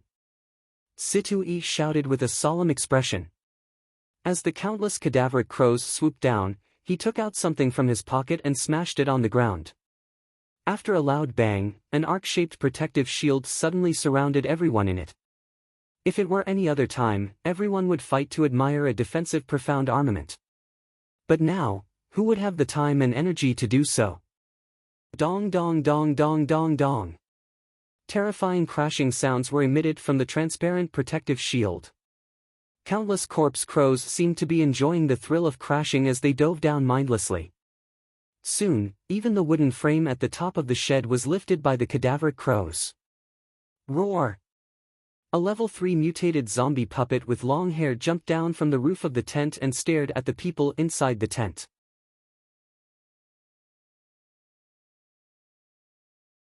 Chapter 207. When the level 3 zombie jumped down, it happened to come into close contact with Lu Yexin, who was inside the barrier. How close was it? It was so close that their noses were practically touching through the barrier. Ah! Lu Yexin let out a high-pitched shriek, scaring all the teammates around her. That's enough. They weren't scared to death by the zombie but were nearly scared to death by your shriek. If word got out, they would laugh their heads off. The level 3 zombie clawed at the transparent barrier, producing a clang. Go go go go! Senior brother Wang shouted. Everyone supported each other, and some brawny men directly carried the injured. Everyone ran toward the back of the large shed with the transparent barrier. Lu Yexin ran in the middle of the team, stumbling and crooking. The people around her were unlucky and kept being bumped around by her. However, seeing that a young girl like her was trembling in fear at this terrifying scene, the others didn't say much. However, compared to Lu Yexin's trembling legs, Xiao Mu's calm and composed gaze appeared a bit abnormal. She was 5 years younger than Lu Yexin. You're not scared? Duan Yu ran beside the child and saw how fast she moved and jumped.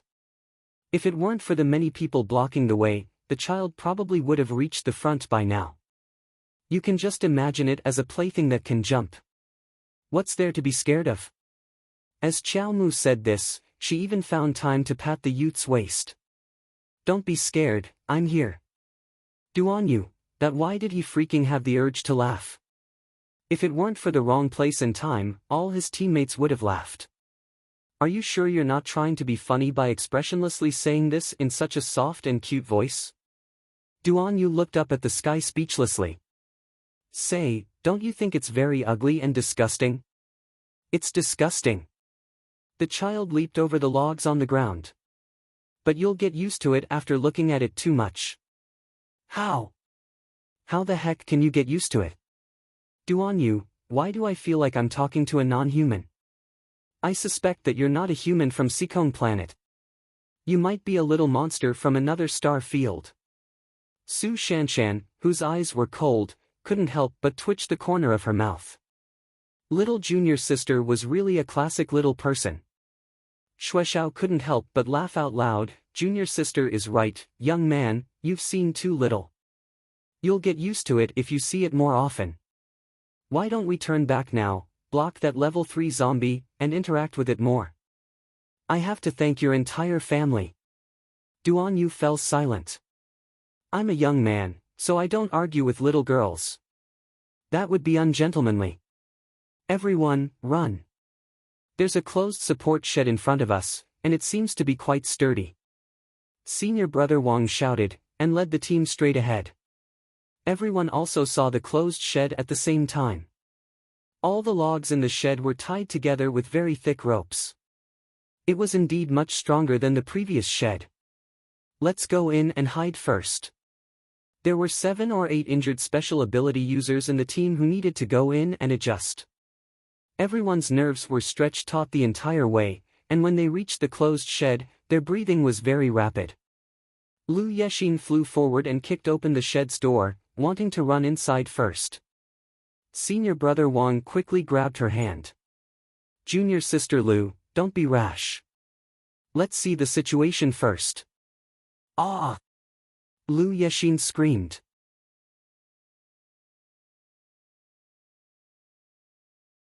Chapter 208. As Lu Yexin screamed, she subconsciously grabbed Senior Marshal Brother Wang's arm, her eyes filled with terror. Because when she kicked open the door to the wooden shed, she was greeted by a rotting corpse puppet with half its face missing. It pounced at her. At such a close distance, Lu Yexin was so scared that she peed her pants and almost fell to the ground. Senior Marshal Brother Wang decisively grabbed Lu Yexin and flung her backward to meet the corpse puppet head-on. A beam of mystic energy hit the puppet's head. However, the swaying corpse puppet didn't fall. Instead, it clawed at Senior Marshal Brother Wang even more ferociously.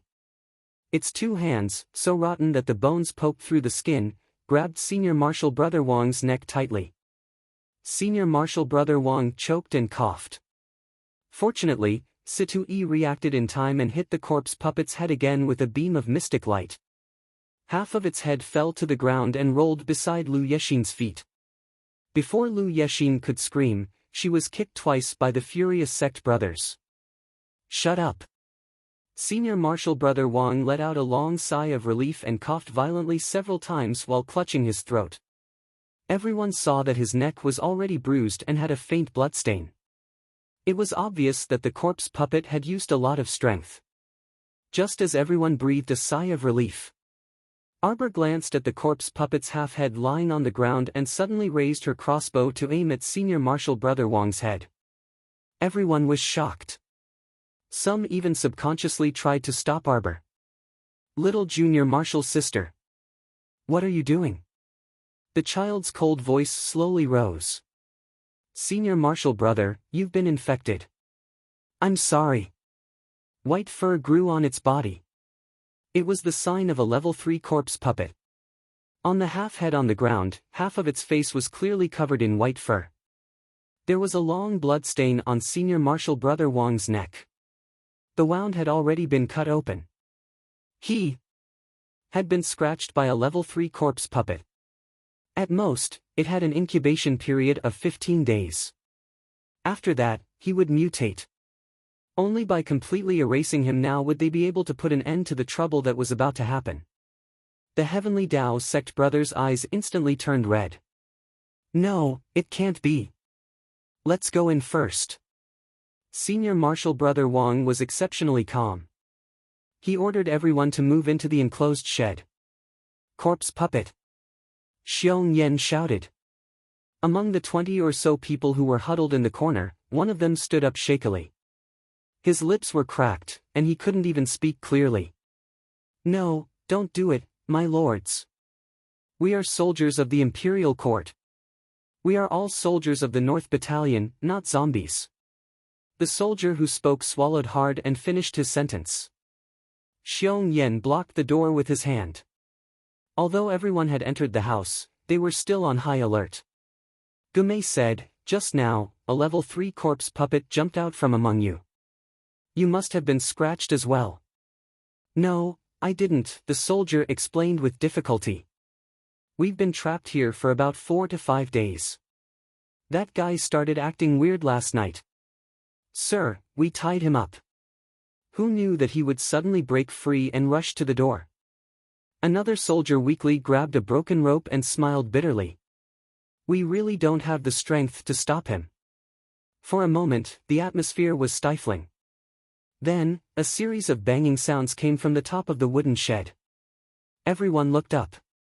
The level 3 mutated corpse puppet was lying on the wooden shed and hammering the shed.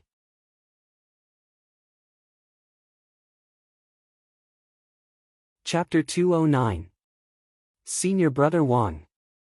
Everyone looked at Senior Brother Wang with bloodshot eyes, then turned to look at Lu Yexin, who was trembling in fear.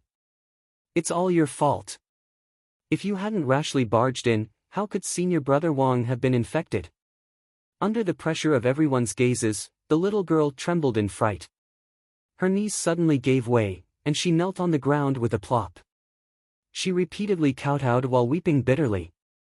Sorry, Senior Brother Wang. It's all my fault. Sorry. Senior Brother Wang, I was wrong. I really know I was wrong. Bam, bam, bam. Lu Yexin kowtowed more than 10 times without any discount, and her forehead was bruised from kowtowing. Tears rolled down her cheeks, and her face was flushed red from holding it in. It was her fault. It was her fault. If she hadn't been as willful, reckless, and cowardly as a mouse. If she hadn't insisted on following Senior Brother Situ to train because her father was the Vice Hall Master, Senior Brother Wang wouldn't have been harmed. She truly regretted her past actions. Looking at everyone's accusing gazes, she simply couldn't accept the reality that Senior Brother Wang was about to die because of her. I didn't expect you to have the time to quarrel here. Arbor coldly changed the subject and aimed her crossbow at Senior Brother Wang again. Apologies, Senior Brother. Senior Brother Wang laughed bitterly. A young mystic cultivator from Heavenly Dao's sect suddenly blocked in front of Senior Brother Wang. Little junior sister, why are you so cold and unyielding? We've been companions for so long, so how can you attack just like that? Whoosh! An arrow brushed past the young mystic cultivator's throat and shot straight into the pile of wood. The young mystic cultivator was dumbfounded. If you want to die with him, I don't mind having a companion on the road to the Yellow Springs. The little girl's voice was cold without any warmth. The young mystic cultivator trembled and subconsciously moved to the side. A trace of mockery flitted through Arbor's eyes. Hypocrite! Look, you're not that fearless. In the face of life and death, human nature is selfish. This isn't shameful. What's shameful is that you're clearly selfish but still pretend to be noble. The little girl's cold words chilled everyone's hearts. The young mystic cultivator, in particular, was unable to retort and lowered his head in shame. Silence. There was no other sound other than the sound of something hitting the top of their heads. Junior sister. Senior Brother Wang smiled bitterly. Will I immediately turn into a zombie? You will have an incubation period of 15 days. But. Arbor looked at him meaningfully. The feeling of counting the days and waiting for death is not very pleasant. Senior Brother Wang suddenly laughed. I'm not afraid of death. Don't worry, little junior sister. Before we leave Qinghe town, I will give you a complete explanation. Arbor looked at him deeply. I'm sorry, Senior Brother Wang. From his previous life until now, there had been no cure for the zombie infection. If she met with misfortune, she would personally deal with herself. Because being a walking corpse was even less dignified and arrogant than being in his previous life. Rather than struggling at death's door to live, it was better to die as he pleased. Xiao Mu walked up to those North Camp soldiers with small steps. Those unlucky ones who were scared out of their wits kept retreating.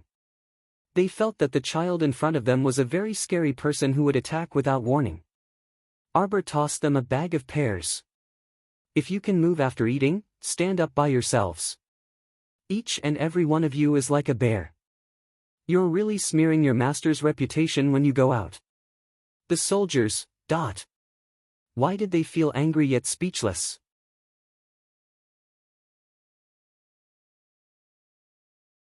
Chapter 210.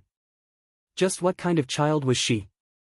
They originally thought she was a child with a heart as cold as a knife and a heart as hard as iron. But the moment he turned around, he was able to hand over precious fruits to a total stranger. This child was a person brimming with contradictions and enigma to begin with. The soldier took out a pear and fiercely bit into it, as if he wanted to chew and swallow the words, Xiong Sisi. This wooden shed can last for about 7 minutes at most, Arbor said indifferently. Is everyone ready? Ready. Everyone's voices were a bit hoarse. Ready to fight to the end. Ready for the possibility of sacrifice at all times. Everyone held their breaths as they waited. The mystic cultivators were doing their best to recover the mystic energy in their bodies. Perhaps we will die here today. Arbor's expression was still indifferent. Even in the face of this kind of crisis, she still had that familiar stoic face. But before we die, we must do our best to obliterate these corpses that intend to humiliate us. The child's words made everyone's breathing tighten, and the blood in their bodies boiled endlessly. Kill! Someone raised their sword and roared. Everyone's blood boiled as they roared. Bam! The roof of the shed was finally overturned by the persevering level 3 zombie. That thing howled as it jumped down. Its head was covered by long hair, and the 2 eyes hidden within seemed to be looking at the level 3 zombie beside Arbor. Arbor cleaved down with her ferrule and cleanly chopped off the level 3 zombie's head. Everyone. Weren't they hostages? Just kill them like that, alright? Roar, roar, roar. The level 3 zombie went crazy. He shoveled up the wooden shed with his fists and kicks. With a leap, its protruding eyes locked onto Arbor, and it quickly pounced over. Bam! Arbor raised the flying ferrule in her hand and ruthlessly slapped the zombie's face. With a shriek, the intoxicating sound immediately caused one of the body cultivators to spit out a mouthful of blood. He fell back with a dispirited expression and rolled outside the group, breaking away from the protective shield. A flock of zombie crows blotted out the sky and rushed over with a whoosh. In just a few seconds, that body cultivator was completely surrounded. When they flapped their rotting wings and left, everyone could only see a skeleton standing on the spot. Soon, the skeleton crumbled into pieces. Roar! The rank 3 zombie puppet let out an angry roar, and the flock of corpse crows circling in the sky suddenly locked onto Arbor. They flapped their wings and screamed hoarsely as they merged into a huge black ball. There were so many of them that one couldn't see the end of them. They rolled towards Arbor. Little junior sister. The Holy Water Sect's senior sisters broke away from the protective barrier and pounced on that little person. However, at this critical moment, a fiery red light suddenly appeared on the horizon. It was connected to the burning red clouds, and the entire sky was dyed red. The child's slow little heart skipped a beat, and he suddenly realized that his little body was already flying into the sky uncontrollably. What to do? Could it be the nouveau riche crown prince? Why is he here? He wouldn't slap her old ass face, but, in public, would he? The kid was dumbfounded. His body was surrounded by a pure-colored light. Countless cadaveric crows were shattered by the light before they could even get close. The nouveau riche crown prince's mystic energy was too dense. Before she could think carefully, her little body fell into a certain person's embrace. Ha ha! A cold and magnetic voice rang out beside her ear. Xiao Mu's stoic face involuntarily stiffened. What should she do? She could feel his displeasure from this laughter.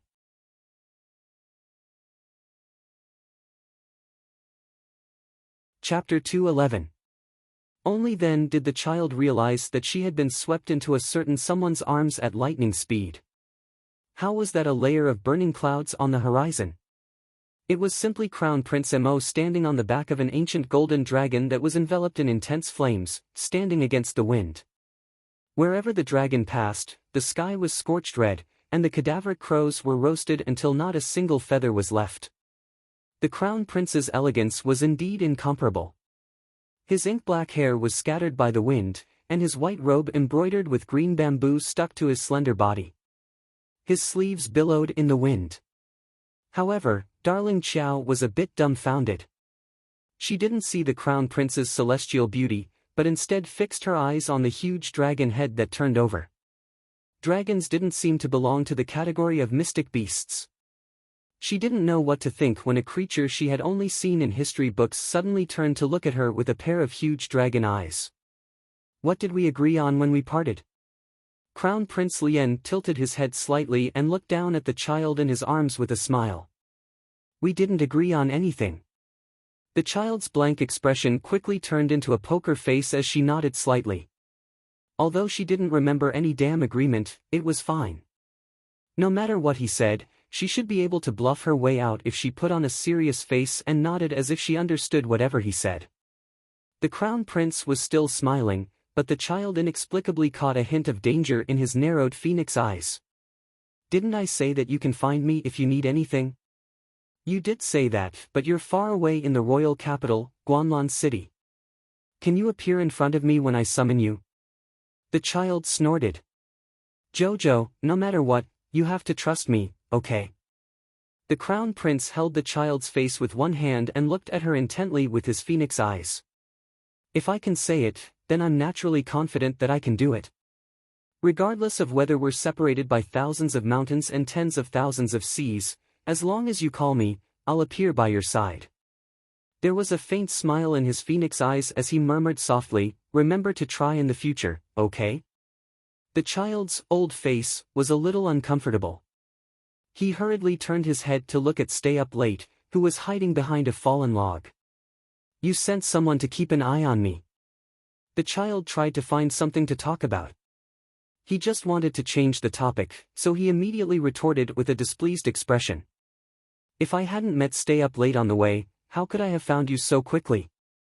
If I had come a quarter of an hour later, tell me, how would you have ended up today?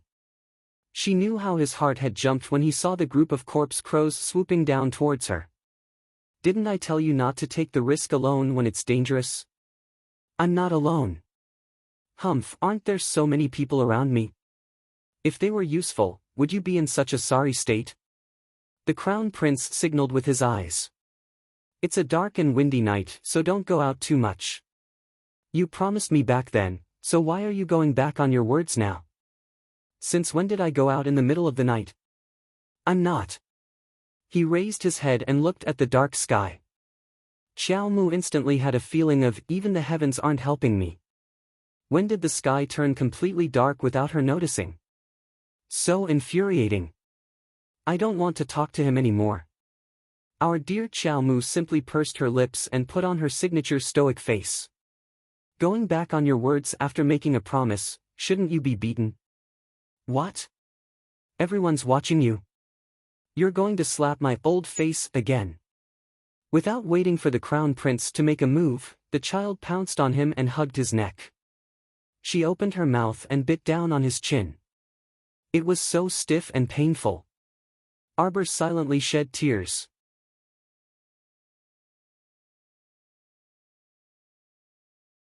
Chapter 212. Aoyi and the other youths from the night pavilion were petrified. The crown prince was clearly taken aback. His almond-shaped eyes moved to the little fellow's face, which was flushed red from anger, and the corners of his lips curled up. Even a rabbit will bite when it's cornered, young man. Tisk, you've learned to strike first, the crown prince said slowly as he raised his hand and smacked Xiao Mu's butt. He was so strong. Bastard, bastard. A scholar prefers death to humiliation. Today, I must bite him to death. The little fellow pounced forward. Her movements were truly breathtaking. She struggled in the crown prince's arms and opened her mouth to reveal 2 rows of white teeth. You're clenching your teeth. Be good. The crown prince held her tightly in his arms and pressed down on her struggling limbs with one hand. He smiled and patted the child's head. Don't make a fuss. Be careful not to break your teeth. Arbor was speechless. Look, those ugly things are making my Jojo so angry that her face is red, Don't worry, I'll destroy them for you now and clean them all up, okay? I'm going to bite him to death. This bastard is twisting the truth. Is she angry because of the zombie hags? She's angry because of me, okay. Xiao Mu grabbed the youth's arm and was about to bite him. However, the youth stretched out his slender finger and pointed at the sky as usual. Jojo, look. The child grabbed his arm and raised his head slightly, only to see clusters of flames flying towards the corpse crows hovering in the air like scattered meteors. So many flames. Clusters of flames danced and collided in the sky, emitting an even more dazzling red glow. The child had already forgotten to bite him. This was the second time she saw Crown Prince Lien control so many blazing red flames with such ease. The originally frightening flock of corpse crows quickly turned into ashes under the roasting of the raging flames. Not even a trace of flesh was left. Only a faint burnt smell entered everyone's nostrils. Su Shanshan and the rest were already stunned. From the moment the golden dragon appeared in the sky, they were already completely stunned and didn't know what to say. At this moment, there was only shock left in his heart, and a feeling of reverence towards the strong rose in his heart. Are these the 5 spirits? The child murmured, and his little hand let go of his arm. Mo Lien paused for a moment, then smiled. It can be considered as the 5 spirits. Did your master from the Holy Water sect tell you about the origin energy of heaven and earth? Yes. The child nodded, then turned to look at Mo Lien. Very powerful. Seeing that you've helped me deal with so many corpse crows, I'll write off the previous debt with you. Mo Lien couldn't help but chuckle. She raised her finger and poked the child's soft cheek. It can't be written off. You were so disobedient and didn't abide by our previous agreement. Logically speaking, it's not enough for me to hit you. The child's face was painted green. Give him an inch and he wants a yard. How audacious. What was Jojo waiting for? Bite him to death. Bite him to death. Mo Lien suddenly hugged her and laughed heartily. Look, her little face that had been painted green had suddenly become lively after changing from the expressionless face she had at that time. Cute. Mo Lien pinched the child's face and jumped down from the golden dragon's back with the child in her arms. She landed in front of Situ Yi and the rest's protective barrier and met the eyes of the rank 3 mutated zombie that emitted a foul smell. With a kick, the bow and arrows on the ground landed in his hands.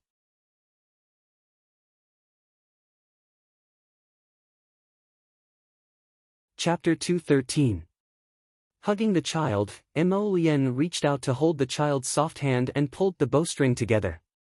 She chuckled softly and murmured, Jojo, if you inject mystic energy into a normal bow and arrow, although it's not enough to unleash the power of a mystic weapon, the result is quite impressive.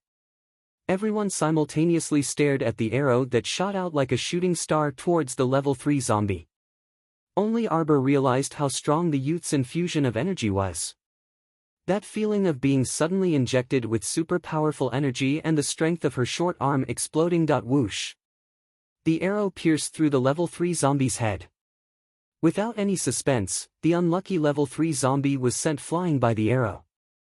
It maintained a stiff posture as it retreated with the arrow and its body. It was firmly pinned to a wooden stake and could no longer move. Absolute silence reigned over the scene. What a strong youth! An ordinary arrow was able to kill a level 3 mutated zombie puppet that had given everyone a headache.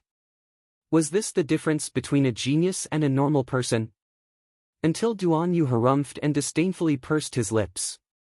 Pretentious. What pretentious? In terms of looks, this young master is not inferior to you. Humph. Jojo, let's get down. Duan Yu fearlessly extended his hand towards the Crown Prince and met the Crown Prince's phoenix eyes, completely ignoring the cold glint in them. Humph. You think I'm scared of you? Their gazes collided, and it was as if a flaming shooting star streaked across the sky. Arbor was expressionless, but in reality, she was roaring in her mind. What are you doing, Jojo? Such rich energy, it's like I'm soaking in a sacred spring. Oh, hee hee, so comfortable, ha ha ha ha ha. Ah! Oh, master, let's absorb more, ah! Oh! Why don't you go to heaven with so many onomatopoeia? The mental tree had gone crazy. Arbor pressed her swelling head. She really wanted to stuff its mouth with something. Emolienne lowered her head slightly, and her gaze landed on the soft emerald branch that was secretly wrapped around one of his wrists. It was only a small section, so she definitely wouldn't see it if she didn't look closely at his wrist. It seemed like his JoJo had a lot of secrets. Emolienne smiled and walked forward with Arbor in her arms, avoiding everyone's gaze. He didn't show the slightest bit of displeasure because the power in his body was being absorbed by some stupid tree. Oh!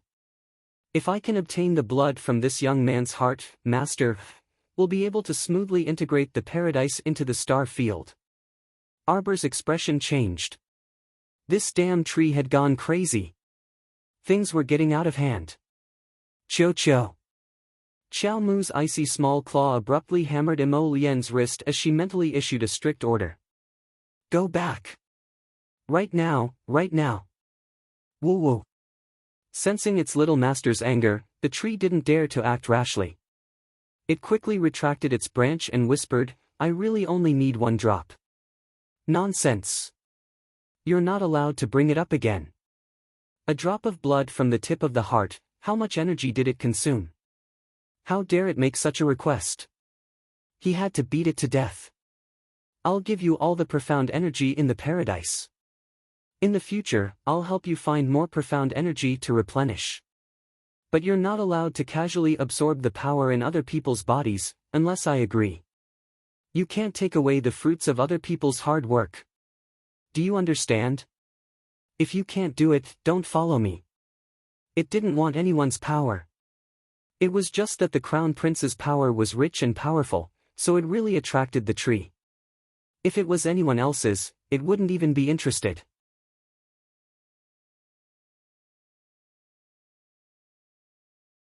Chapter 2:14. The sapling sobbed. How would it dare to refute its little master's stern admonishment? It quickly fawned over her. Emicham, I know. Cho will be obedient. Cho, we will become stronger in the future. Arbor's gaze was resolute as he looked ahead. Rely on ourselves. What is it? Emolienne looked down at the slender branches that swiftly receded and disappeared. She then looked at the child's taut face. It's fine, it can't absorb much. You're still indulging it. The sapling immediately became agitated. Master, the youth said it's fine, why? Ha, you're so agitated that you stutter. Shut up and go back to cultivating. Arbor ignored this cheating tree. Boo-hoo, youth, goodbye. If there's a chance next time. Arbor directly blocked its nagging. You. Arbor looked up at him. Are you alright? That tree of mine is too insensible. It's fine, it's really fine. Emolienne smiled and patted the little one's head. Don't worry about me. Xiao Mu flew into a rage out of humiliation and immediately kicked him with her short leg. I'm not worried. Ha! The Crown Prince couldn't help but laugh. With a wave of his hand, all the wooden shards that had collapsed on the ground gently floated up. They were instantly flattened to the sides by a mighty force. A cave entrance was revealed under the sealed wooden shed. Granary? Arbor's eyes brightened. It should be. The Crown Prince nodded with a smile. Let's go down and take a look. Duan Yu and the others all ran to the cave entrance, but Emolienne left them behind with an indifferent, you guys stay up here. There were 4 underground granaries built below, and they were filled to the brim with grains, beans, and potatoes. Arbor waved his hand and took out 50 storage talismans in front of the Crown Prince, filling them to the brim. As a result, every granary lost exactly a quarter of its food supply. The Crown Prince couldn't help but smile. If it were anyone else, their jaws would definitely drop to the ground for this little one to casually take out 50 storage talismans. For you. Darling Chow calmly took back all the full storage talismans, then took out 20 empty storage talismans and placed them in the Crown Prince's hand. Hush money. The Crown Prince almost laughed out loud. He naturally reached out to take the storage talisman from her and praised, "My Jojo is really amazing." Would those arrogant talisman masters of Guanlon City die of shame if they saw the little fellow take out a handful of talismans? He wondered if those idiots could even produce 10 talismans in a month. Because talismans were rare, there were even fewer of them on the market. It was not an exaggeration to say that it was difficult to obtain a talisman even with 1,000 gold taels. Go ahead and decorate. Call them in when you're done. The little fellow raised her hand and patted him on the shoulder. She had an expression that said, "We're together. If you don't take some, I won't be at ease." All right. Mo Lien nodded. She also took some food from each granary and used her blood to open a talisman to take them away. Arbor. He thought that the nouveau riche crown prince would be humble and say, "Leave it to my people." But he didn't. However, the youth's straightforwardness made Arbor admire him. She hated people who were hypocritical and coy. After the two finished packing and left the underground granary, they said to everyone, "There's a lot of food down there." Everyone cheered, finally feeling that this trip was not in vain. In the end, Prince Mo decided to take away the remaining half of the food and send a few brats from the night pavilion to wait here for the South Camp's rescue team. When the time came, they would transport the food back to the capital together. The food reserves here exceeded City Lord Gu's expectations. Even if they took away so much, the remaining food was enough to feed the city's people for 4 months. Arbor and the others' trip was simply a bountiful harvest.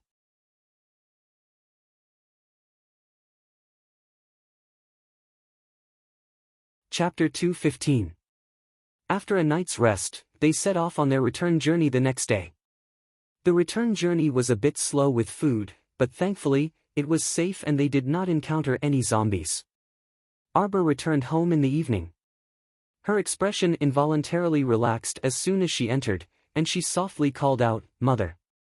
I'm back." "Ah, Jojo's back," a woman's gentle voice rang out. This was no different from a bolt from the blue to Arbor's ears. She froze on the spot and coldly turned her gaze toward the woman who spoke. When Rowan was standing quietly beside her grandmother in her courtyard. She was wearing a captivating red robe with a cyan floral pleated skirt. She was holding a pot of stew and looking at her with a smile. Fragmented images flashed past Arbor's eyes. When Rowan was just like the soft and gentle when Rowan in front of her as she complained tearfully to her father, "Shaosun is too hard to teach.